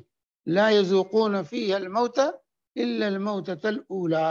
سورہ دخان میں اللہ تعالیٰ نے ذکر کیا کہ پھر اس کے بعد موت کا مزہ لوگ نہیں چکھیں گے. پہلی موت جو ہو گئی وہی موت ہے. اب قیامت کے بعد جو ہے، جب قیامت کے دن روحیں اپنے جسموں کو لوٹا دی جائیں گی، تو پھر اس کے بعد موت نہیں آئے گی. جو ہے یعنی روح جو ہے جسم سے جدا ہو، یہ وہاں پھر نہیں پائے. تو روح کا جسم سے جدا ہونا صرف دنیا میں، لیکن آخرت میں جب دوبارہ یہ روح لوٹائی جائے گی جسم کو، پھر اس جسم سے دوبارہ جو ہے جدا نہیں ہوگی. یہ روح کے لیے پھر جسم سے جدائی نہیں ہوگا قیامت کے بعد جو ہے. تو اس طریقے سے جو ہے روح کے بارے میں جو ہے یہ بعض حقائق تھے، اور ہیں انشاءاللہ. اس کی مزید جو ہے روح قبض کیسے ہوتی ہے، نیند کے اندر بھی جو ہے ہماری روح قبض ہوتی ہے. نیند کے اندر بھی ایک قبض کی کیفیت ہے، اسی لیے نیند کو بھی موت کہا گیا ہے. اللہ تعالیٰ فرما رہا ہے اللہ یتوفی الانفس حین موتها والتي لم تمت في منامها فيمسك التي قضى عليها الموت ويرسل الأخرى إلى أجل مسمى إن في ذلك لآيات لقوم يتفکرون. کہ اللہ تعالی نفس کو، روحوں کو قبض کرتا ہے نیند کے وقت، اور جو نیند میں جن کی موت نہیں ہوتی فَيُمْسِكُ الَّتِي قَضَى وَالَّتِي لَمْ تَمُتْ فِي مَنَامِهَا، یعنی اللہ تعالی روحوں کو قبض کرتا ہے موت کے وقت، اور جن کی موت نیند میں نہیں ہوتی فَيُمْسِكُ الَّتِي قَضَى عَلَيْهَا الْمَوْتِ، جس پر موت کا فیصلہ ہوتا ہے اس کو تو روک لیتا ہے اللہ. وَيُرْسِلُ الْأُخْرَى، اور دوسرے کو پھر روح کو بھیج دیتا ہے جسم میں إِلَىٰ أَجَلٍ مُّسَمًّى، ایک متعین وقت تک کے لیے. إِنَّ فِي ذَلِكَ لَآيَاتٍ لِّقَوْمٍ يَتَفَکَّرُونَ، اس کے اندر نشانیاں ہیں غور و فکر کرنے والے لوگوں کے لیے. تو نیند بھی ایک موت ہے، کلی طور سے نہیں ہوتی ہے، جزئی طور سے یہ بھی روح قبض ہوتی ہے، لیکن اس کا ایک تعلق روح کا جسم کے ساتھ نیند میں باقی رہتا ہے. نیند میں روح کا ایک تعلق باقی رہتا ہے. کلی طور سے روح جو ہے قبض نہیں ہوتی ہے، قبض کرتا ہے اللہ تعالیٰ روح کو، لیکن اس کا ایک تعلق جو ہے جسم سے رہتا ہے، اور پھر دوبارہ اس کو لوٹا دیا جاتا ہے. اور جس کو دوبارہ لوٹانا نہیں ہوتا ہے اس کو اللہ تعالیٰ اپنے پاس بلا لیتا ہے اور روح قبض ہو جاتی ہے. پھر انسان سوئے جو ہے چلا جاتا ہے دنیا سے، اور بعد میں کہتے دیکھو حاجی صاحب، نمازی صاحب سوئے ہوئے تھے، سوتے ہوئے چلے گئے اور موت واقع ہو گئی. تو بہرحال نیند بھی ایک طرح کی موت ہے، اس سے ہمیں عبرت حاصل کرنا. کسی کے پاس، میرے بھائی، جب ہم سوتے ہیں تو ہمارے پاس گارنٹی نہیں ہوتی، ہم دوبارہ بیدار ہوں گے، لیکن بڑے شوق سے ہم سوتے ہیں، بلا خوف و خطر ہم سوتے ہیں، حالانکہ یہی نیند آخری نیند ہو سکتی ہے. اسی لیے اللہ کے نبی صلی اللہ علیہ وسلم نے سوتے وقت کے اذکار بتائے. اچھی حالت میں سو، وَلَا تَمُوتُنَّ إِلَّا وَأَنْتُمْ مُسْلِمُونَ، اطاعت شاری کے ساتھ جاؤ دنیا سے، وضو کر کے رہو، بستر پہ جاؤ تو وضو کر کے جاؤ، اللہ کا ذکر کر کے جاؤ. پتہ نہیں اٹھنے کی توفیق ہوتی ہے کہ نہیں ہوتی، پتہ نہیں یہ نیند آخری نیند ہو جائے، یہی روح جو قبض ہوتی ہے نیند میں ہمیشہ کے لیے اللہ قبض کر لے. تو ڈرنا چاہیے، لیکن ہم بے نڈر ہو کر سوتے ہیں. میرے بھائی، افسوس کا مقام ہے. ہمیں کوئی گارنٹی نہیں کہ دوبارہ نیند ہماری کھلے گی، لیکن اس کے باوجود شیطان نے ہمیں اللہ سے اس قدر غافل کر دیا کہ ہمیں کوئی احساس ہی نہیں ہوتا ہے. یہ سوچ کے سوتے ہی نہیں کہ ہم نہیں اٹھ پائیں گے، بلکہ پلاننگ کر کے سوچتے ہیں کتنے بجے ہمیں اٹھنا. ہم اٹھیں گے، یہ کام کریں گے، یہ عزم حوصلہ رکھتے ہیں. لیکن انسان کو بہرحال یہ سوچنا چاہیے کہ یہی نیند آخری نیند ہو سکتی ہے. یہی نیند، وہاں بھی روح قبض ہوتی ہے میرے بھائی، روح قبض ہوتی ہے. یہی نیند آخری نیند ہو سکتی ہے. اس لیے سوتے ہوئے باوضو ہو کے سوئیے، اللہ کا ذکر کر کے سوئیے، قرآن پڑھ کے سوئیے، کچھ رکعتیں پڑھ کے سوئیے، تاکہ آخری عمل اللہ کی اطاعت. اور یہ حسن خاتمہ کی علامت، حسن خاتمہ کی علامت یہ ہے کہ انسان کی جب موت آئے تو اس کا آخری عمل اللہ کی اطاعت، اللہ کی فرمانبرداری میں آئے. ایسا نہ ہو کہ گاتے ہوئے سو گئے، فلم دیکھتے ہوئے سو گئے، گانا سنتے ہوئے سو گئے، برائی کرتے ہوئے سو گئے. تو میرے بھائیوں، جس حالت میں موت آئے گی اسی حالت میں اٹھائے. یہ ہماری ذلت اور رسوائی کا بنیادی سبب ہوگا. اسی لیے اللہ کے نبی صلی اللہ علیہ وسلم نے جب حج کے موقع پر ایک صحابی کی وفات ہوئی، اونٹ سے گر کر وہ وفات پا گئے، تو اللہ کے نبی صلی اللہ علیہ وسلم نے کہا کہ ان کو ان کے احرام کے کپڑوں میں جو ہے ان کو کفن دے دو، ان کا سر نہ ڈھکو. یہ قیامت کے دن تلبیہ پکارتے ہوئے اٹھے. یہ تلبیہ پکارتے ہوئے گئے ہیں دنیا سے، تو قیامت کی جب اٹھیں گے تو ان کی زبان پر تلبیہ کے کلمات، تلبیہ پکارتے ہوئے اٹھے. تو میرے بھائی، جس حالت میں دنیا سے رخصت ہوں گے اسی حالت میں قیامت کے دن اٹھائے جائیں گے. اس لیے سونے سے پہلے ہمیں چاہیے کہ ہم موت کی تیاری کر کے سوئیں، موت کی تیاری کر کے سوئیں، تاکہ جو ہے یہ موت جو ہے ہمارے لیے رسوائی کا سبب نہ بنے، یہ نیند رسوائی کا سبب نہ بنے. تو پوری تیاری کے ساتھ ہمیں سونا چاہیے. اللہ تبارک و تعالی ہمیں اور آپ کو صحیح معنی میں حیات نصیب کرے، زندگی نصیب کرے، اور اپنی اطاعت اور فرمانبرداری کا اللہ تبارک و تعالی ہمیں موقع عنایت فرمائے. اور جب بھی ہماری روح قبض ہو، جب بھی اس دنیا سے ہم رخصت ہوں، تو اللہ کی اطاعت اور فرمانبرداری کی حالت میں ہماری موت آئے. اللہ کی اطاعت اور فرمانبرداری کی حالت میں ہماری زبان پر لا الہ الا اللہ کا کلمہ جاری، ہم رکوع و سجود کی حالت میں ہوں، ہم قرآن کی تلاوت کر رہے ہوں. ایسے حالات میں اللہ تبارک تعالیٰ ہماری موت لائے. یہ دعا کرنی چاہیے انسان کو اللہ تبارک تعالیٰ سے کہ جب بھی موت آئے یہ اطاعت شعاری اور فرمانبرداری کی حالت میں نیکی کرتے ہوئے آئے، برائی کرتے ہوئے ہماری موت نہ آئے. وآخر الحمد للہ رب العالمین وصلی اللہ علی نبینا محمد وعلی آلہ وصحبہ وسلم وجزاکم اللہ خیر. جزاک اللہ خیر شیخ. اللہ تعالیٰ ہمیں توفیق دے کہ ہم روح کے بارے میں صحیح سیکھیں کہ کیا ہے، اور اس کے بارے میں جو گمراہیاں ہیں اسپیشلی ہمارے بر صغیر میں وہ دور ہو جائیں.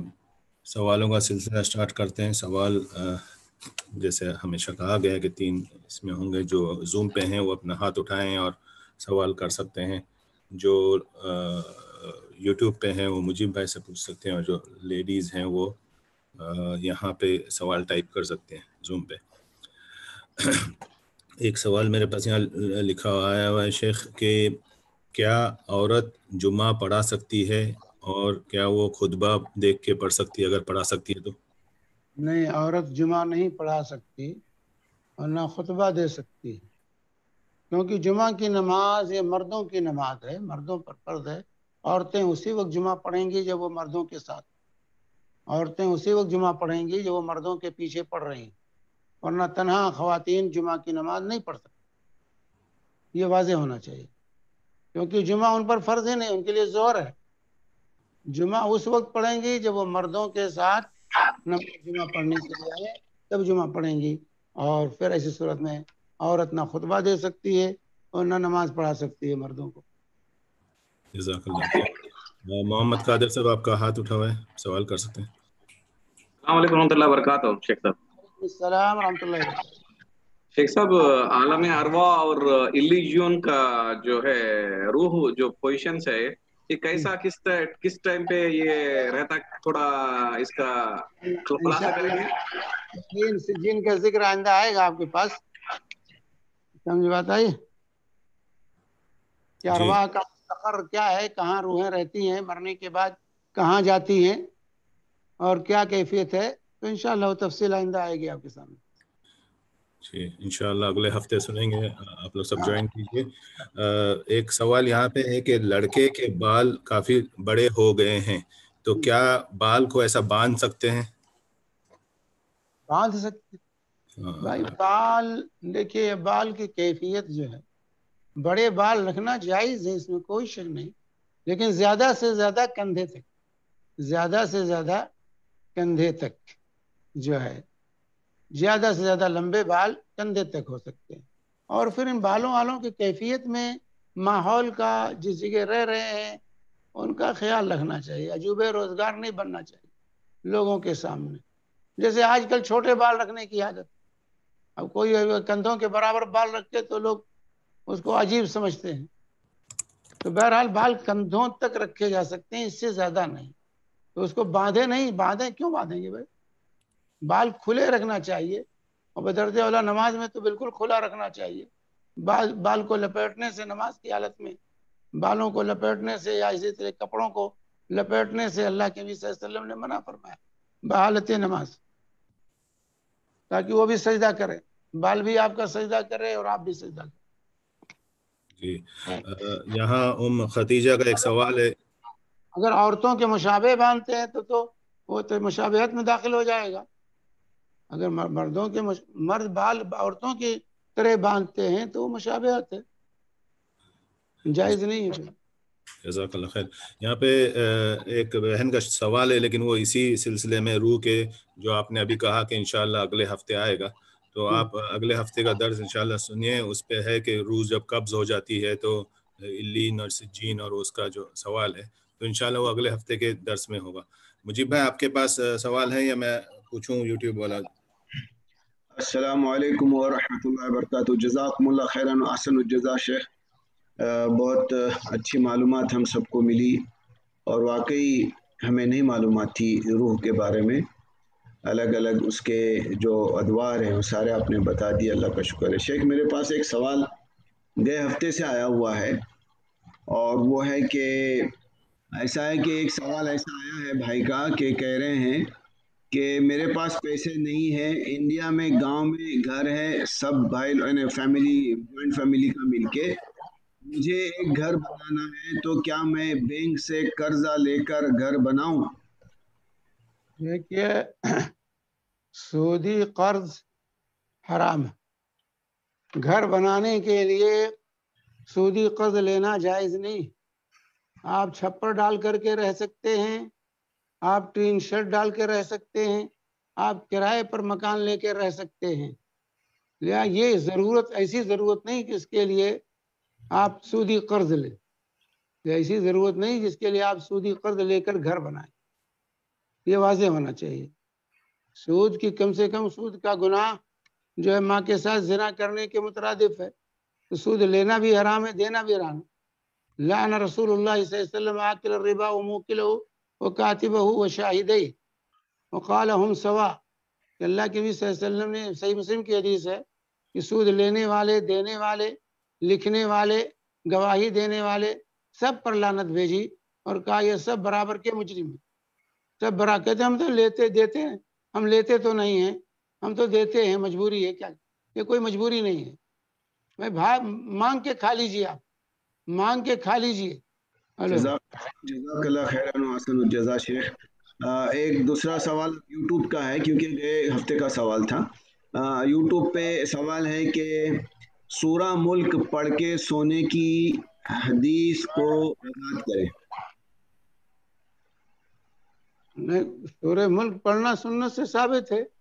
اللہ کے نبی صلی اللہ علیہ وسلم رات کو سورہ ملک اور سورہ سجدہ پڑھ کے سویا کرتے تھے.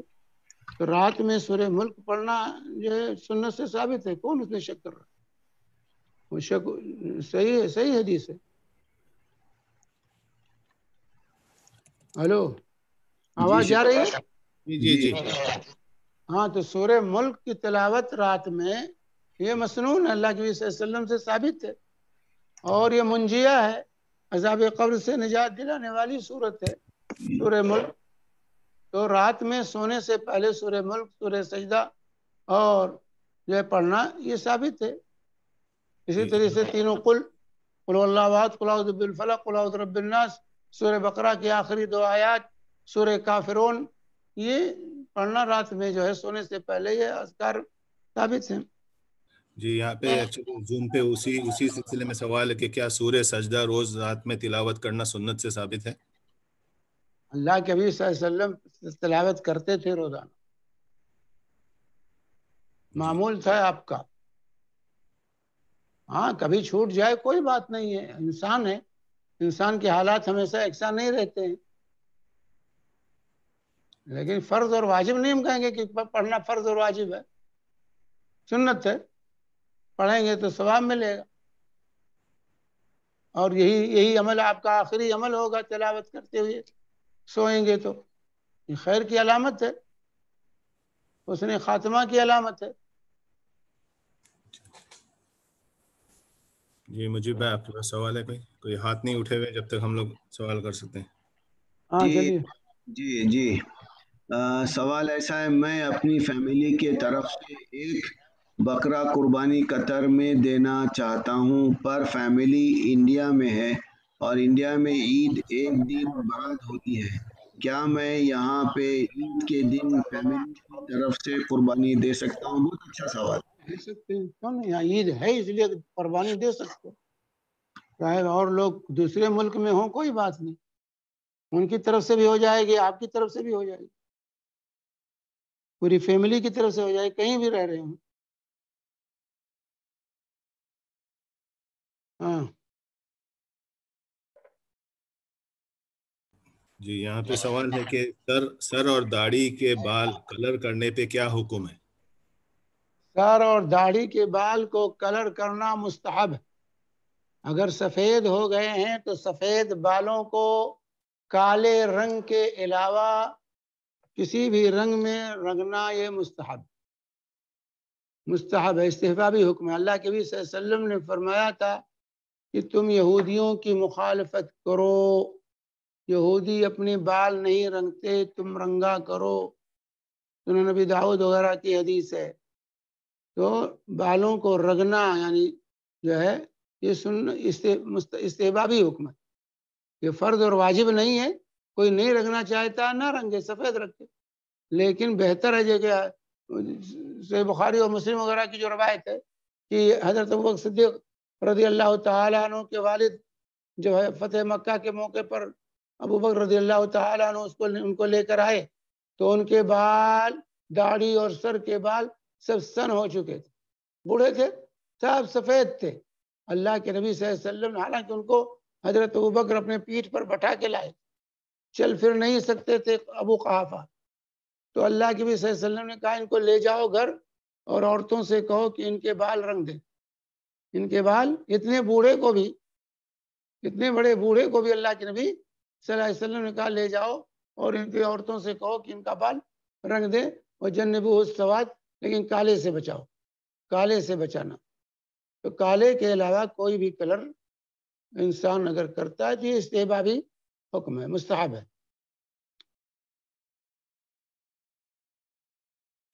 مجیب بھائی آپ کے پاس سوال یا میں کروں؟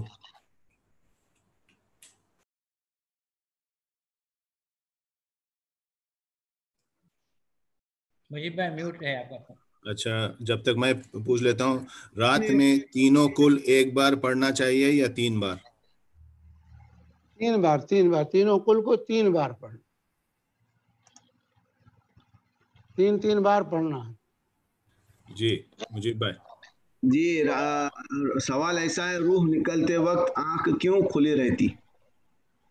کیونکہ آنکھ روح کا پیچھا کرتی ہے. العین، اللہ کے نبی صلی اللہ علیہ وسلم کی حدیث ہے، جب روح نکلتی ہے تو انسان کی آنکھ اس کا پیچھا کرتی ہے، اس لیے کھلی کی کھلی رہ جاتی ہے. اسی لیے اللہ نے فرمایا کہ فوراً آنکھ کو بند کر دو. جزاک اللہ خیر. تو آنکھ بند نہیں ہوگی، ڈراؤنی شکل بن جائے گی. جزاک اللہ خیرن وحسن الجزا. شیخ، کتاب الروح ابن قیم الجوزی رحمۃ اللہ علیہ کی کتاب کا مطالعہ کر سکتے ہیں؟ سوال یا نشان. مطالعہ کر سکتے ہیں احتیاط کے ساتھ، کہ اس میں کچھ چیزیں ہیں جو محل نظر ہیں، جو ہے کچھ چیزیں محل نظر ہیں کتاب الروح، بلکہ بعض لوگوں نے تو شک ظاہر کیا ہے کہ علامہ قیم کی کتاب ہے کہ نہیں ہے، لیکن بہرحال محققین کا کہنا نہیں، علامہ ابن قیم ہی کی کتاب ہے، لیکن اس میں کچھ چیزیں ہیں جو محل نظر۔ شیخ دوسرا سوال ہے کہ قبر میں منکر نکیر سوال کرتے وقت انسان کو زندہ ہوگا جواب دینے کے لیے؟ جی ہاں، انسان کو زندہ کیا جائے گا اور جو ہے اس کو جواب اس سے لیا جائے گا۔ قبر میں جب انسان منکر نکیر آتے ہیں تو اس کی روح لوٹائی جاتی ہے اور اس کو ان سے سوال جواب ہوتا ہے، لاش سے تھوڑے سوال جواب ہوگا۔ جزاک اللہ۔ کیا کوئی ایسی حدیث ہے جس میں وطر کے بعد سجدہ کرنا اور اس میں 5 بار سبح قدوس رب الملائکۃ والروح پڑھنا ثابت ہو؟ وہ ایک جو ہے صوفی صاحب ہیں انڈیا کے، شاید پالن پوری ہیں کون پوری ہیں، جو ہمیشہ وظیفے بتاتے رہتے ہیں، الٹے سیدھے وظیفے، ان سے ہوشیار رہنا چاہیے۔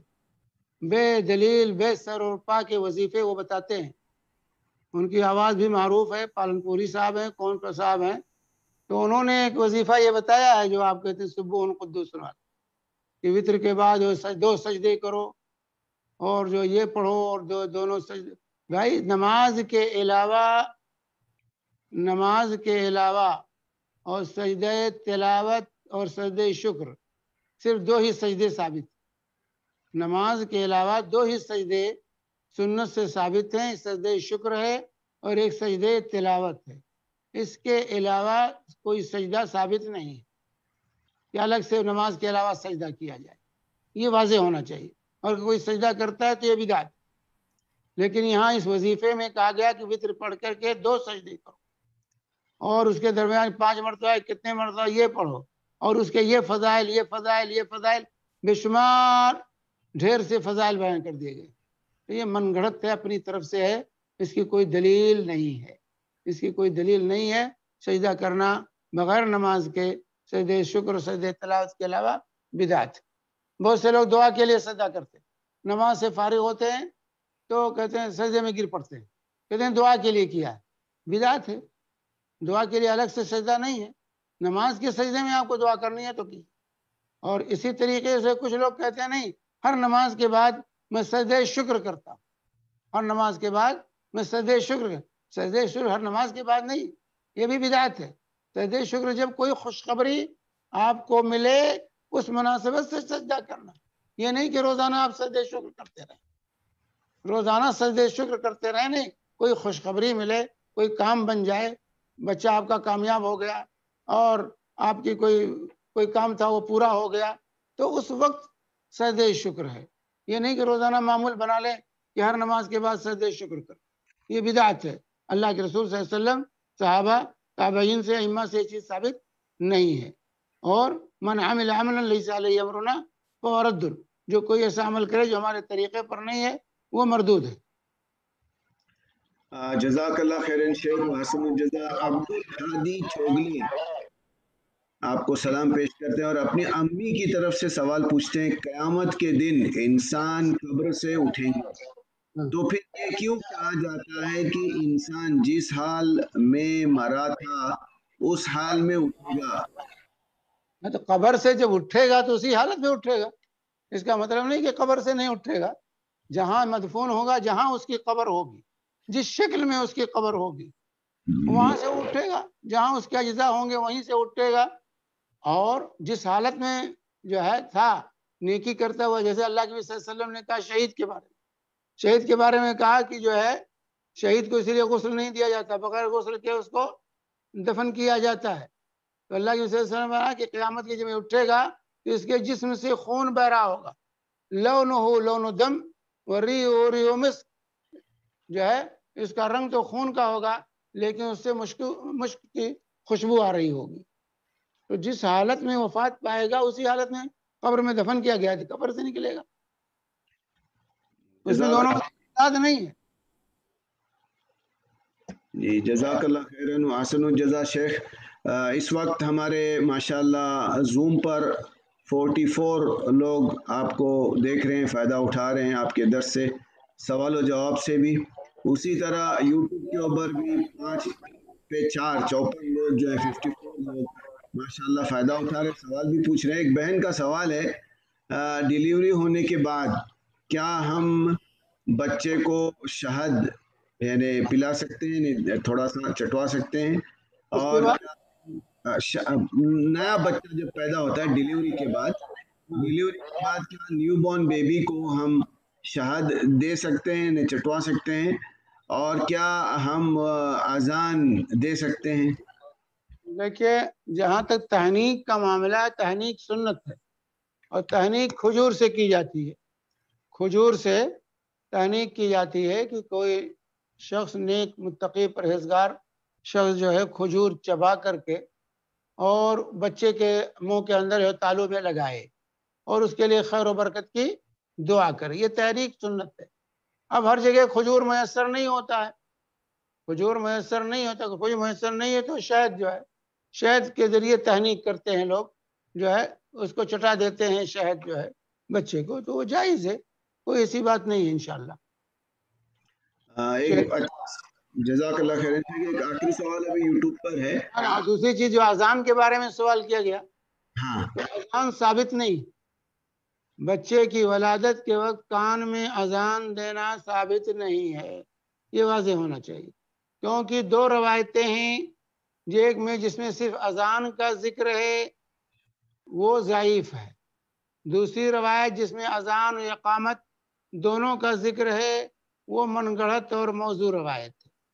تو ابتدا میں جب اس کا موضوع ہونا واضح نہیں تھا تو علماء دونوں کو ملا کر کہتے تھے طاقت مل جائے وہ کبھی ہو جائے گی روایت، اور اذان کا فتویٰ دیتے تھے کہ اذان دی جائے. لیکن جب یہ تحقیق ہو گئی کہ ایک روایت من گڑھت ہے اور ایک روایت ضعیف ہے تو اس کے ثبوت فراہم نہیں ہوا، اس لیے اذان یہ ثابت نہیں، اذان دینا یہ ثابت نہیں.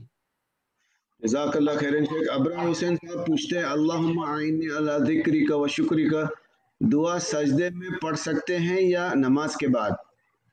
سجدے میں پڑھ، کوئی بھی دعا سجدے میں پڑھ سکتے ہیں. اعنی علی ذکرک و شکرک و حسن عبادتک، کیونکہ نماز کا وقت جو ہے سلام سے پہلے کا یا سجدہ، یہ دعا کی قبولیت کا سب سے بہترین موقع ہے. اللہ کی فرماتے ہیں جب بندہ سجدے میں ہوتا ہے تو اللہ سے سب سے زیادہ قریب ہوتا ہے، اس لیے دعا کی قبولیت کا وقت ہے، سو دعا کرو. اور اسی طرح تشہد کے آخر میں بھی اللہ کے نبی صلی اللہ علیہ وسلم کا جب درود پڑھ لو تو درود کے بعد جو دعا چاہتے ہو، تمہیں پسند ہو وہ دعا کرو. تو یہ 2 وقت دعا کی قبولیت کا ہوتا ہے، تشہد کے آخر سلام سے پہلے کا وقت، درود کے بعد اور سلام پھیرنے سے پہلے کا وقت، یہ دعا کی قبولیت کا وقت ہے. اسی لیے علامہ ابن تیمیہ رحمہ اللہ لکھتے ہیں کہ جتنی دعاؤں کا ذکر ہے دبر صلاۃ فی دبر الصلاۃ، کہ جتنی دعاؤں کا ذکر ہے دعائیں سلام سے پہلے ہیں، اور جو اذکار کا ذکر ہے دبر الصلاۃ وہ سلام کے بعد. اذکار سلام کے بعد اور دعائیں سلام سے پہلے کرنے کا اہتمام کرنا چاہیے. جزاک اللہ خیرن. اگر ہمارے سمیر بھائی کے پاس میں کچھ سوالات ہیں، میرے پاس ہے ویسے 2-4 اور، لیکن اگر سمیر بھائی کے پاس کچھ ہے تو نہیں، آج نہ کسی کے ہاتھ اٹھے ہوئے ہیں، نہ ادھر کوئی سوالات ہیں، آپ کنٹینیو کیجئے. اللہ. جزاک اللہ. شیخ سوال ایسا ہے، سجدے میں دعا کیا صرف عربی میں ہونی چاہیے نماز کی حالت میں؟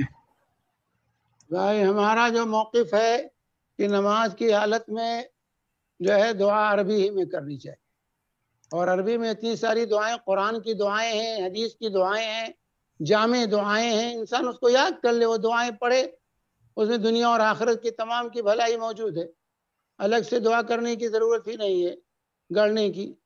تو چونکہ نماز یہ عبادت ہے اور عبادت محضہ میں سے ہے، اور جو ہے عبادات توقیفی ہیں، اس لیے جس شکل میں جو عبادت ثابت ہے اسی شکل میں اللہ کے نبی صلی اللہ علیہ وسلم نے دوسری زبان میں نماز میں دعا نہیں کی، نماز پڑھی ہے اور نہ سکھایا ہے، اور صحابہ سے بھی کوئی ایسی روایت ثابت نہیں کہ صحابہ دوسری زبان میں دعا کرتے رہے ہوں. حالانکہ ان کے زمانے میں بھی دوسری قومیں اسلام میں داخل ہوئی تھی جن کی زبان عربی نہیں تھی، اس لیے اہتمام کرنا چاہیے عربی میں دعا کی۔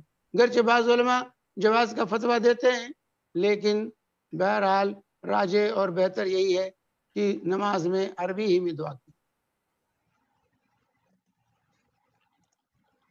اتنی عربی تو ہمیں سیکھنی چاہیے، یہ دعائیں تو کم سے کم یاد کرنا چاہیے، قرآنی دعائیں، حدیث کی دعائیں یاد کر لیں تاکہ اس کو پڑھ سکیں ہم۔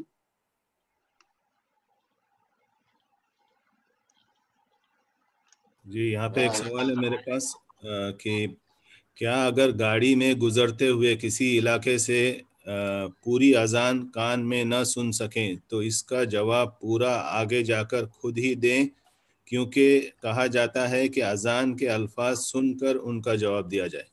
ہاں تو اذان کے الفاظ سن کر ہی جواب دینا، جب اذان آپ سن رہے ہوں تو اس کو جواب دیں۔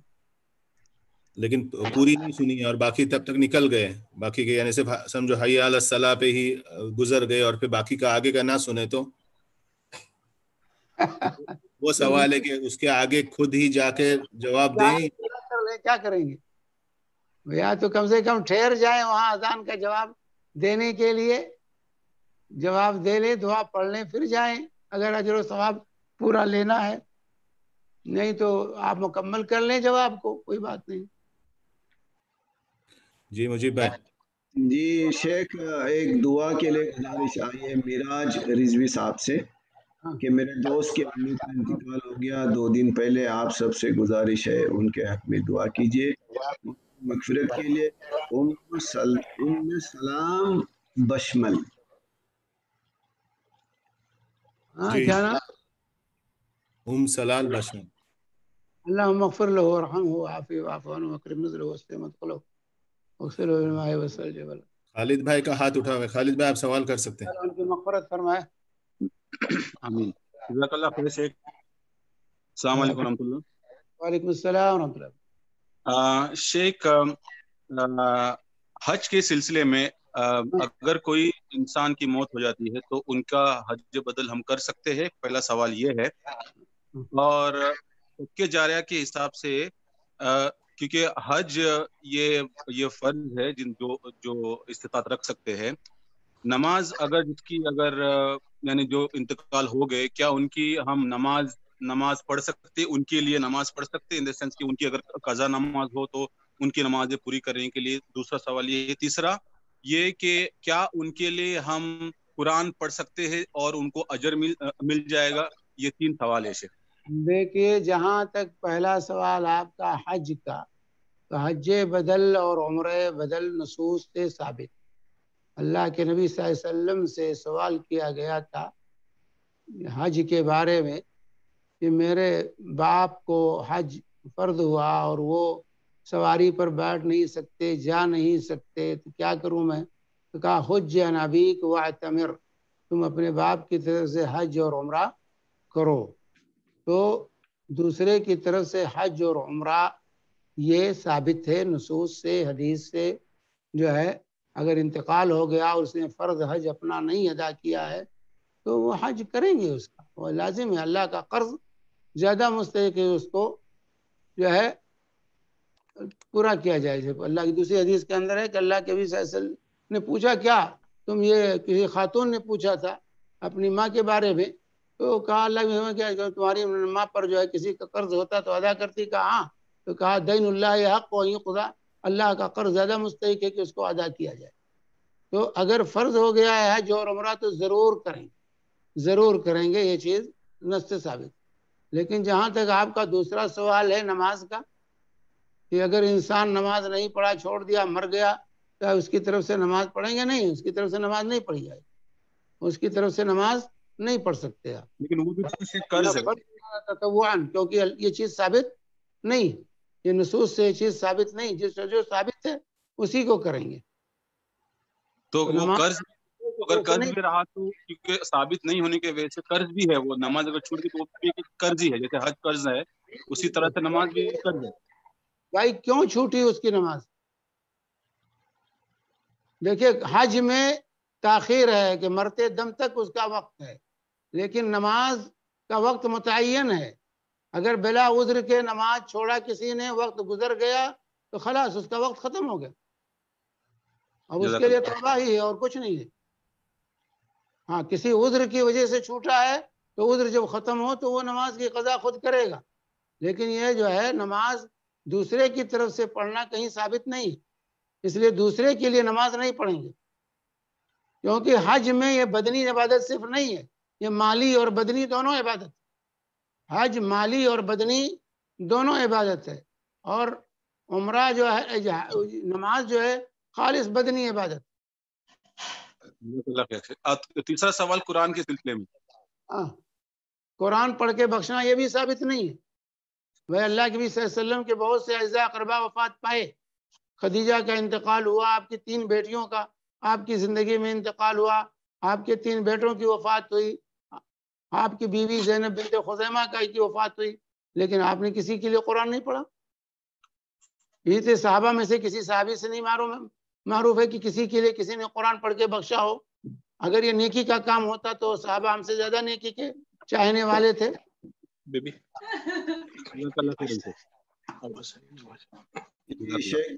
شیخ کیا ہمارے سلف و صالحین میں کوئی ایسے علماء ہیں جنہوں نے ایسا بخشنے کا لیے بہت بڑا دفاع کیا ہو؟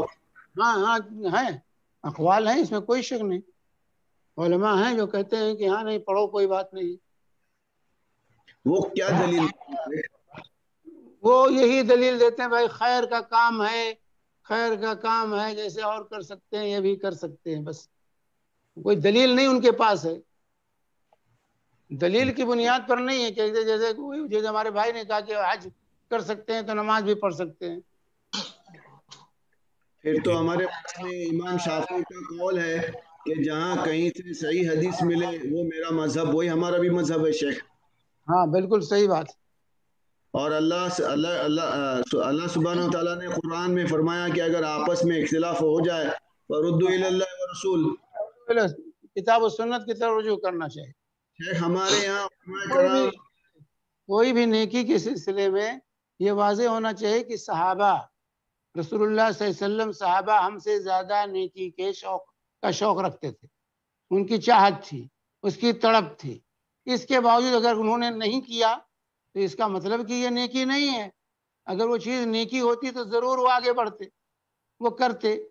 جب حج کیا، عمرہ کرنے کی ترغیب دی، جو ہے قرض کی ادائیگی کی ترغیب دی، تو نماز پڑھنے کی ترغیب کیوں نہیں دی کہ اگر کسی نے نماز نہیں پڑھی تو اس کی طرف سے نماز بھی پڑھ لو، قرآن پڑھ کے بخش دو۔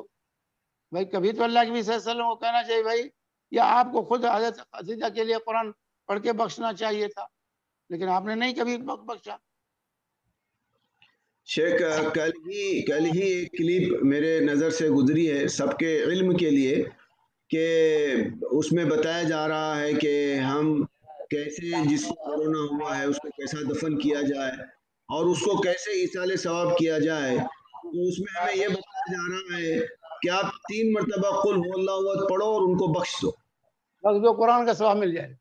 اب یہ نہیں صرف انہوں نے کہا کہ 3 مرتبہ قل هو اللہ احد پڑھو اور ان کو بخش دو، اور آپ کو جا کے کچھ کرنے کی ضرورت نہیں۔ تو یہ کہاں تک صحیح ہے شیخ؟ دیکھیے بندوں کی طرف سے مردوں کے لیے سب سے بہترین تحفہ کیا ہے؟ دعا ہے۔ سب سے بہترین قیمتی تحفہ دعا ہے۔ الذین جاؤوا من بعدہم یقولون ربنا اغفر لنا ولإخواننا الذین سبقونا بالایمان۔ اور دوسری چیز اللہ کے نبی صلی اللہ علیہ وسلم جو فرمایا اذا مات الانسان انقطع عنہ عملہ الا من 3 صدقۃ جاریہ علم ينتفع به ولد صالح يدعو له، صدقہ جاریہ کر کے گیا ثواب ملے گا، علم چھوڑ کے گیا ثواب ملے گا، نیک اولاد جو اپنے ماں باپ کو دعاؤں میں یاد رکھے۔ یہ نہیں کہا نیک اولاد ولد صالح يتصدق عنہ یا ولد صالح يصلي عنہ اور ولد صالح يصوم عنہ، یہ سب نہیں کہا۔ اللہ کے نبی صلی اللہ علیہ وسلم ولد صالح يدعو له، نیک اولاد جو اپنے ماں باپ کو دعاؤں میں یاد رکھے۔ تو دعا سب سے بہترین تحفہ ہے زندوں کی طرف سے مردوں کے لیے، اور یہ سب کے لیے کر سکتے ہیں۔ اپنا ہو پرایا ہو کوئی بھی ہو، ہر مسلمان کے لیے مغفرت اور بخشش کی دعا آپ کر سکتے ہیں۔ آج سے لے کر رسول پاک صلی اللہ علیہ وسلم کے زمانے تک جتنے لوگ ایمان کے ساتھ گزرے ہیں سب کو دعا دے سکتے ہیں، اپنی دعاؤں میں یاد رکھ سکتے ہیں۔ تو سب سے بہترین تحفہ دعا ہے، لیکن دعا میں ہم بخیلی کرتے ہیں، دعا نہیں کر پاتے، بس وہ رسمی چیزیں جب لوگوں کو کھانے پینے کا جہاں ہو کہ شیرینی تقسیم ہو، جلیبی تقسیم ہو، مٹھائی تقسیم ہو، کھچڑا تقسیم ہو، بریانی تقسیم ہو، جہاں لوگ ہر میں جو ہے کھانے پینے کا چکر ہر جگہ بنا لیا ہے، تو ہمیں چاہیے کہ ہم دعا کریں میت کے لیے، سب سے بہترین تحفہ دعا ہے۔ ہاں اس کے علاوہ جو چیز نصوص سے ثابت ہیں، جیسے صدقہ ہے ثابت ہے، حج بدل عمرہ بدل ہے ثابت ہے، اسی طرح اگر میت کی وفات ہو گئی، اس کے روزے باقی ہیں، اس کے فرض روزے باقی ہیں، اس کو رکھنے کا موقع ملا اور نہیں رکھ پایا، قضا اس نے کسی وجہ سے چھوڑا، کسی عذر کی بنیاد پر روزے چھوڑے اور اس کو قضا کرنے کا موقع بھی ملا، نہیں رکھ پایا، تو ایسی صورت میں اگر اس کے ورثہ اس کے روزے رکھنا چاہتے ہیں تو وہ رکھ سکتے ہیں۔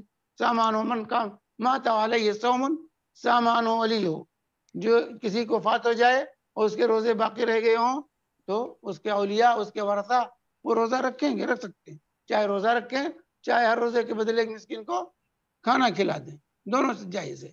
لیکن اس کے علاوہ نصوص میں اور کوئی چیز ثابت نہیں، نصوص میں جو چیز ثابت نہیں ہے تو نصوص پر ہمیں عمل کرنا چاہیے۔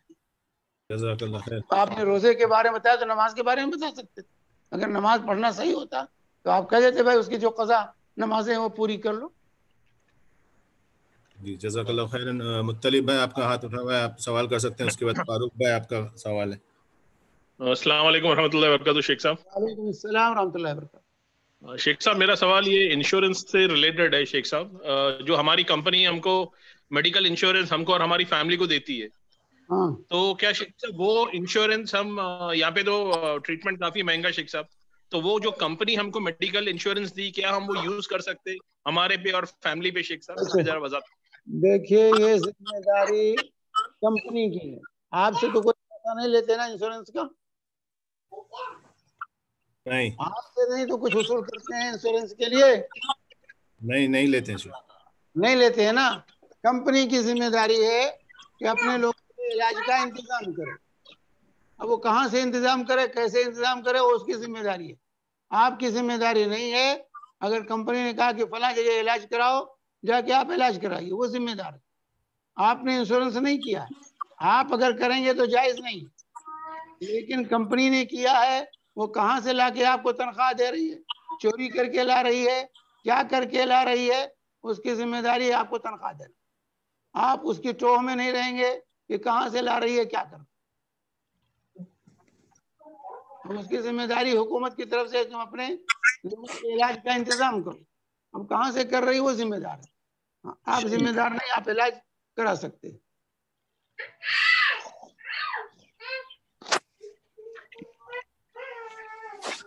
امیر بھائی آپ کے سوالات پوچھ لیجئے، پھر انشاءاللہ ہم کلوزنگ کی طرف بڑھیں گے، پھر میرے پاس سوال کو پوچھ کے ختم کریں گے انشاءاللہ۔ یہاں پہ سوال ہے کہ حج کے دوران کسی کی وفات ہو جائے تو کیا اس کی امید کر سکتے ہیں کہ اس کا حج قبول ہو گیا؟ انشاءاللہ خیر کی، خاتمہ بالخیر کا، یہ علامت ہوتی ہے حسن خاتمہ کی۔ عبادت کرتے ہوئے اگر کسی کی وفات ہوتی ہے یہ حسن خاتمہ کی علامت ہے بس، لیکن ہم اس کو جنتی اور اس کا سرٹیفکیٹ نہیں دے سکتے، سمجھے؟ انشاءاللہ ہم کہیں گے انشاءاللہ، اگر اللہ نے چاہا تو خیر ہے۔ تو کیا ایسے شخص کے حج بدل کیا جائے، یعنی وہ شخص جو اس کا پورا نہیں ہوا تو پورا نہیں ہوا، اب وہ یا ہو سکتا ہے عرفہ والے دن یا اس سے پہلے انتقال ہو گیا، یا پھر تو کیا اس کی جگہ اس کے عرفہ میں پہنچ گیا تو خیر اس کا حج ہو گیا انشاءاللہ، عرفہ پہنچ گیا، الحج عرفہ، اس کا حج ہو گیا، اس سے پہلے وفات ہو گئی، اگر اللہ تعالیٰ نے استطاعت دی ہے تو کیجیے حج، استطاعت ہے تو کیجیے، اللہ نیت کے اعتبار سے اس کو تو ثواب دے گا، اللہ تعالیٰ اس کی نیت کے اعتبار سے اس کو ثواب سے محروم نہیں رکھے گا. اگر حج مکمل نہیں ہوا اس کا، لیکن وہ حج کی نیت سے گیا ہے، حج کر رہا تھا اور اسی اسنا میں اس کی موت آ گئی، تو اللہ تعالیٰ اس کو ثواب سے محروم نہیں رکھے گا. جی یہاں پہ سوال ہے کہ کیا ایک فوت شدہ شخص نماز نہیں پڑھتا تو کیا اس کے طرف سے عمرہ یا حج بدل کر سکتے ہیں؟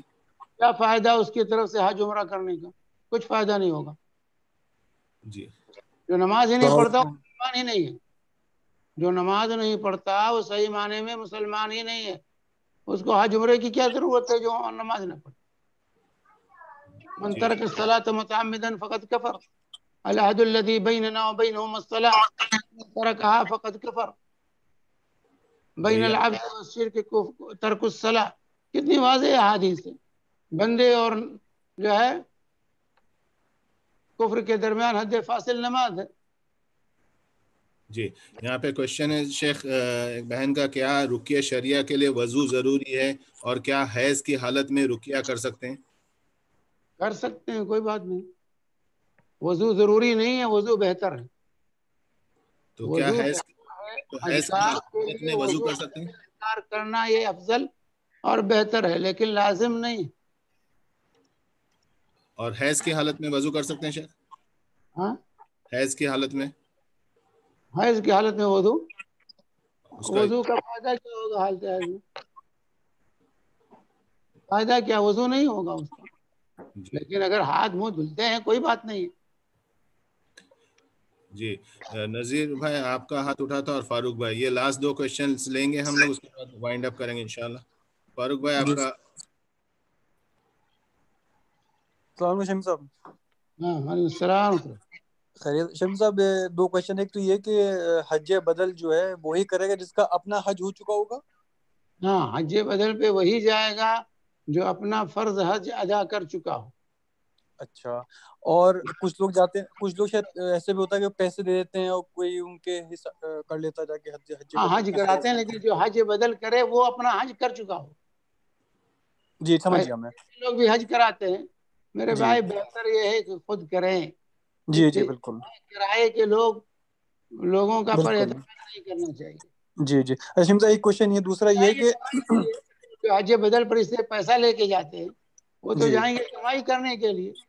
جی جی جی جی. ان کے اندر جو ہے آپ کے صاحب کو ثواب پہنچانے کی وہ جی جذبات آپ کے اندر ہو. جی. اچھا جو لوگ فوت ہو گئے ہیں ان کا روزے کی قضا کے لیے وہ کھانا رمضان میں کھلانا ہے یا پھر کبھی بھی کھلا سکتے ہیں؟ کبھی بھی کھلا سکتے. اور ایک روزے کتنا دینا ہے شمی صاحب؟ ایک روزے کو ایک مسکین کو کھانا دینا ایک وقت. ایک بار ٹھیک ہے. شکریہ شکریہ. دے رہے ہیں تو 1.5 کلو کے حساب سے پورے مہینے کا 45 کلو دے دیجیے. اچھا اچھا ٹھیک ٹھیک ٹھیک. شکریہ. السلام علیکم. جی نذیر الحق صاحب آپ کا سوال ہے، آپ پوچھ سکتے ہیں. جی السلام علیکم ورحمۃ اللہ وبرکاتہ. السلام ورحمۃ اللہ وبرکاتہ. شیخ سوال میرا یہ تھا کہ میں جیسا کہ الحمدللہ میں بزنس کرتا ہوں، انڈسٹری بھی ہے، مینوفیکچرنگ کی انڈسٹری. آواز نہیں آ رہی. آپ کی آواز کلیئر نہیں. جی اب آ رہی ہے؟ بولیے. جی میرا مینوفیکچرنگ انڈسٹری ہے میری فرنیچر کی. تو اس کے لیے میں چاہ رہا تھا کہ جو ہے گورنمنٹ کے ذریعے سے لون لیا جائے. آواز ٹوٹ رہی ہے آپ کی. آواز ٹوٹ جاتی ہے کیا؟ مائک صحیح نہیں. اب آ رہی ہے؟ جی السلام علیکم. بیچ میں کٹ جاتی ہے پتہ نہیں کیوں. ہو سکتا ہے نیٹورک تھوڑا پرابلم ہوا. لون جو ہے. السلام علیکم نذیر بھائی، بہتر ہوگا کہ اگر آپ ٹیکسٹ لکھ کے ڈالیں، سمیر بھائی آپ کا سوال پوچھ لیں گے انشاءاللہ. ایسا لکھ کے ڈال دیجیے کیونکہ آواز آپ کی کٹ رہی ہے. جی اب آپ آ رہی کہتے ہیں شیخ آتی ہے لیکن بیچ میں کٹ جاتی ہے جب آپ سوال کرتے ہیں.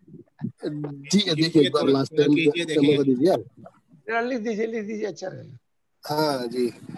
تو میرا سوال یہ تھا کہ جو ہے کیا گورنمنٹ سے لون لیا جا سکتا ہے جس کی جو ہے جتنا ہم انٹرسٹ بھرتے ہیں اس سے کہیں زیادہ جو ہے سبسڈی گورنمنٹ کی طرف سے دیا جا رہی ہے، تو اسی صورت میں کیا لون لیا جا سکتا ہے کیا؟ نہیں لون لیا جا سکتا. سودی معاملہ میرے بھائی، سودی معاملہ ہے. جی سودی گھر سے حکومت چھوٹ دیتی ہے لیکن اصل معاملہ سودی معاملہ ہے. ہاں ہاں اصل معاملے میں چونکہ ربا ہے، سود ہے، اس لیے ایسا معاملہ جائز نہیں. اللہ البیع وحرم الربا.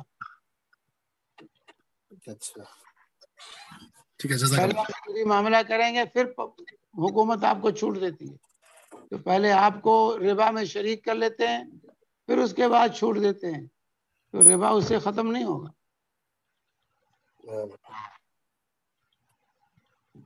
جزاک اللہ. حیاکم اللہ، بارک اللہ. جزاک اللہ خیرن. اس کے ساتھ ہم لوگ میرے خیال سے قطر اسٹوڈیو سے تو سب سوالات ختم ہو گئے ہیں. مدینے سے اوور ٹو یو مجیب بھائی، آپ کے پاس کچھ ہے تو بتائیے، ورنہ پھر ہم لوگ وائنڈ اپ کریں گے انشاءاللہ. جی میرے پاس 4-5 سوال ہے شیخ، سرسرن جواب دیجئے. کورونا سے مرنے والے شہید ہیں کیا؟ نہیں، کوئی نص نہیں اس سلسلے میں. کورونا والوں کی شہادت کی کوئی نص دلیل نہیں. جزاک اللہ خیرن شیخ. یہ تعاون نہیں، تعاون سے مرنے والوں کی شہادت منصوص ہے، اور یہ تعاون نہیں ہے، یہ واضح ہونا چاہیے. اگر تعاون کورونا تعاون ہوتا تو مدینہ میں نہ پھیلتا. جی جی جی جزاک اللہ خیرن شیخ. شیخ جو ہم حلال ذبیحہ کھاتے ہیں، سوال تو بڑا عجیب ہے لیکن میں بھی گھما کے پوچھ رہا ہوں. کٹاکٹ ملتا ہے ہر جگہ پر، کٹاکٹ میں ہر چیزیں ڈالی جاتی ہے، تو کیا وہ ہر چیزیں کھا سکتے ہیں ہم، جس کے میں نام نہیں لینا چاہ رہا ہوں؟ بھائی بکرے میں ہر چیز حلال ہے، کوئی چیز اس کی حرام نہیں. بہت سے لوگوں کا یہ مکروہ وہ مکروہ، یہ سب اپنے گھر سے کہا ہے لوگوں نے، اس کی کراہت کی کوئی دلیل نہیں. آپ بیضہ کھا سکتے، کوئی بات نہیں، اسے بیضے میں کیا ہے. جزاک اللہ خیر. جزاک اللہ.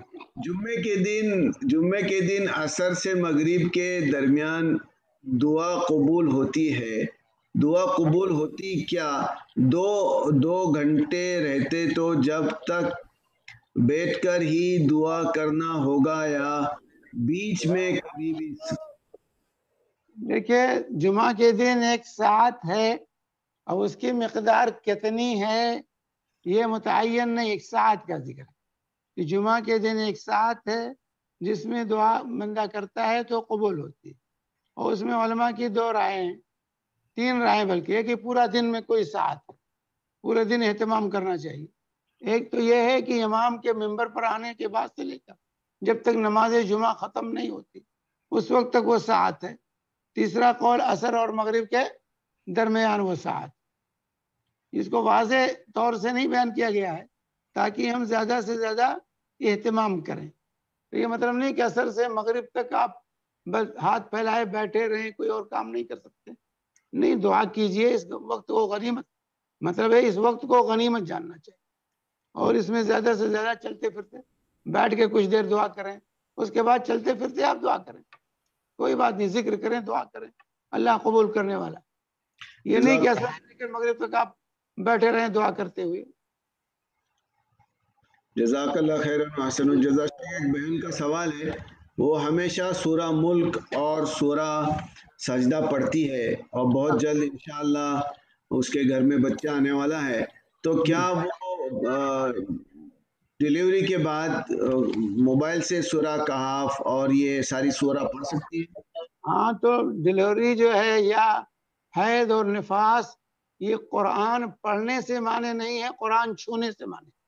یہ قرآن پڑھنے سے معنی نہیں ہے، قرآن چھونے سے معنی ہے. تو ایسی صورت میں عورت موبائل کے ذریعے، نیٹ کے ذریعے یا تفسیر کی کتاب کے ذریعے قرآن کی تلاوت کر سکتی ہے. اذکار کے لیے کوئی پابندی نہیں ہے. جزاک اللہ خیرن شیخ. جیسے موبائل میں قرآن صرف عربی میں ہوتا ہے تو کیا اس کو انگلی سے ایسا اوپر نیچے کر سکتے ہیں ہم بغیر وضو میں؟ ہم بھی. اچھا، کیا موبائل پہ؟ ہاں ہاں ہاں، کر سکتے ہیں، کوئی بات نہیں. جزاک اللہ خیر. مصحف نہیں. جزاک اللہ خیر. ہمارے عبداللہ انتخاب صاحب سوال کر رہے ہیں، قربانی یہاں کرنا زیادہ خیر ہے یا انڈیا میں؟ جہاں انسان رہتا ہے وہاں قربانی کرے، جہاں رہتا ہے بستا ہے وہاں اس کو قربانی کرنا. اللہ کے نبی صلی اللہ علیہ وسلم سفر میں ہوتے تھے تو وہیں قربانی کرتے تھے. سفر میں رہتے تھے تو وہیں قربانی اللہ کے رسول صلی اللہ علیہ وسلم کرتے تھے. تو آپ قطر میں رہ رہے ہیں، قطر میں قربانی کیجیے. انڈیا میں رہ رہے ہیں، انڈیا میں قربانی کیجیے. جزاک اللہ خیر شیخ. آخری سوال ہے، اللہ تعالیٰ ہم سب کو اجر دے. ہم صبر و تحمل سے سوالات اور جوابات سن رہے ہیں، ہمارے علم میں اللہ تعالیٰ اور ایمان میں اللہ تعالیٰ جو ہے تازگی دے. سوال ہے، روح حمل کے کتنے مہینے بعد ڈالی جاتی ہے؟ روح جو ہے جو ڈالی جاتی ہے 4 مہینے کے، جب بچہ ہوتا ہے تب روح ڈالی جاتی ہے، تبھی بچے کے اندر ماں کے پیٹ میں حرکت بھی ہوتی ہے. عورتیں اس کا اندازہ لگا سکتی ہیں کہ بچہ کب حرکت کرتا ہے. بچہ جب حرکت کرتا ہے، جب 4 مہینے کا ہو جاتا ہے، تب بچے کو حرکت ہوتی ہے رحم مادر میں، تو اسی وقت اس کو روح ڈالی جاتی ہے. حیات ہوتی ہے، کہتے ہیں حیات تو نطفے کے اندر، تو حیات تو نطفے کے اندر بھی ہے، حیات تو آپ کے درختوں میں بھی ہے، لیکن روح جو کچھ لوگ کہتے ہیں، آپ لوگ کہتے ہیں 4 مہینے کے بعد روح ڈالی جاتی ہے، تو یہاں تو وہ لوگ کہتے ہیں کہ وہ زندہ ہے، اس کا دل حرکت کر رہا ہے. ڈاکٹر لوگ کہتے ہیں دل حرکت کر رہا ہے. بھائی حیات رہتا ہے، اس میں حیات تو رہتی ہے لیکن روح نہیں ہوتا. روح حیات دونوں الگ چیز ہے. جزاک اللہ خیر شیخ. جزاک اللہ خیر. شیخ سمیر، ہمارے یہاں کے سوالات ختم ہو گئے. اللہ تعالیٰ آپ کو جزائے خیر دے. جی ویسے تو سب سوال پورے ہو گئے ہیں، اور ہم نے کہا تھا کہ لاسٹ سوال لیں گے، لیکن اچانک ہم نے کاشف صاحب کا ہاتھ اٹھا ہوا ہے. کیا کیا جائے؟ لیا جائے شیخ؟ لے آئیے کاشف بھائی. جی السلام علیکم ورحمۃ اللہ وبرکاتہ. شیخ السلام ورحمۃ اللہ وبرکاتہ.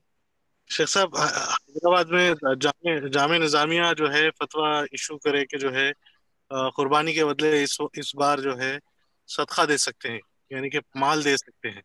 تو اب اس کا جو ہے ہمارے رشتہ داروں میں، گھر میں اس کا عمل کے اوپر سوچ رہے لوگ، تو اس کو کیسا سمجھائیں لوگوں کو؟ دیکھیے میرے بھائی، قربانی جو عبادت جس شکل میں مشروع ہے اس شکل میں جب ادا کریں گے تب وہ عبادت ہوگی. اس کی شکل کو ہم بدل نہیں سکتے. اب جو آج کل یہ کہہ رہا ہے کہ قربانی نہ کر کے صدقہ کر دو، ارے بھائی صدقہ بھی کرو قربانی بھی کرو، یہ کیوں نہیں کہتے؟ صدقے کو قربانی کا بدل نہیں قرار دیا جا سکتا. ہم کہیں گے بھائی صدقہ کرو قربانی کرو، دونوں کرو. اب سوال یہ پیدا قربانی نہیں ہو سکتی. اگر کہیں قانون آ گیا حکومت کا کہ قربانی نہیں کر سکتے، یا انسان لاک ڈاؤن کی وجہ سے استطاعت ہی نہیں ہے، تو بھائی لا یکلف اللہ نفسا الا وسعہا. اللہ اتنا مکلف کرتا ہے جتنی اس کی استطاعت ہے. استطاعت بھر انسان مکلف ہے، اس سے زیادہ کا مکلف نہیں ہے وہ. فاتقوا اللہ ما استطعتم.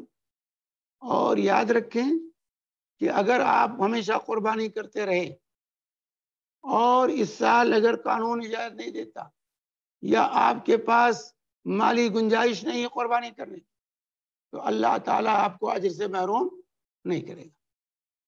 اللہ تعالیٰ آپ کو اجر سے محروم نہیں کرے گا. آپ کی نیت کے مطابق آپ کو اجر. فلہم اجر غیر ممنون الذین آمنوا وعملوا الصالحات فلہم اجر غیر ممنون. جو ایمان اور عمل صالح پر قائم ہے ان کا اجر ختم نہیں ہوتا، ان کو نہ ختم ہونے والا اجر ان کے لیے. تو آپ قربانی نہیں کریں گے مجبوری کی وجہ سے، پھر بھی اللہ تعالیٰ آپ کو قربانی کا اجر و ثواب دے گا. یہ واضح ہونا چاہیے. لیکن قربانی کو صدقہ سے بدلنا، ہاں ہم یہ کہیں گے بھائی صدقہ کرو، صدقہ کرو، لوگوں کو دو جو ضرورت مند ہیں. لاک ڈاؤن کی وجہ سے بہت سے لوگ بھوکے مر رہے ہیں، ان پر خرچ کرو، یہ مطلوب ہے ہم سے. لیکن اس کو بدل قرار دینا، یہ قربانی کا بدل ہے، اس کی کوئی دلیل نہیں. قربانی جس شکل میں مشروع ہے اسی شکل میں ادا کریں گے تب قربانی ہوگی. اس کی شکل کو حالات کے اعتبار سے بدلا نہیں جا سکتا. نماز بدل دیں، روزہ بدل دیں، حج بدل دیں، نہیں، ہم بدل نہیں سکتے. یہ عبادات ہیں، عبادات توقیفی ہیں. جس شکل میں جو عبادت مشروع ہوئی ہے اس شکل میں کریں گے تب عبادت ہوگی. تو کہنا چاہیے تھا کہ بھائی صدقہ کرو، خیرات کرو، غریبوں کا خیال رکھو، یہ بھی نیکی کا کام ہے. یہ نہ قربانی نہ کر کے تم ان کو پیسے دے دو، حج نہ کر کے ان کو پیسے دے دو، یہ غلط فکر ہے. جی جزاک اللہ خیر شیخ. اسی کے ساتھ سب سوالات مکمل ہو چکے ہیں. اللہ آپ کو جزائے خیر دے اور ہمیں سیکھنے سمجھنے کی توفیق عطا کرے. مجیب ہے آپ کو کچھ کہنا ہے یا پھر میں شیخ کو؟ جی حیاکم اللہ، بارک اللہ فیکم. جزاک اللہ خیر شیخ، دعا کیجیے بس. سبحانک اللہم و بحمدک، اشہد ان لا الہ الا انت، نستغفرک و نتوب الیک.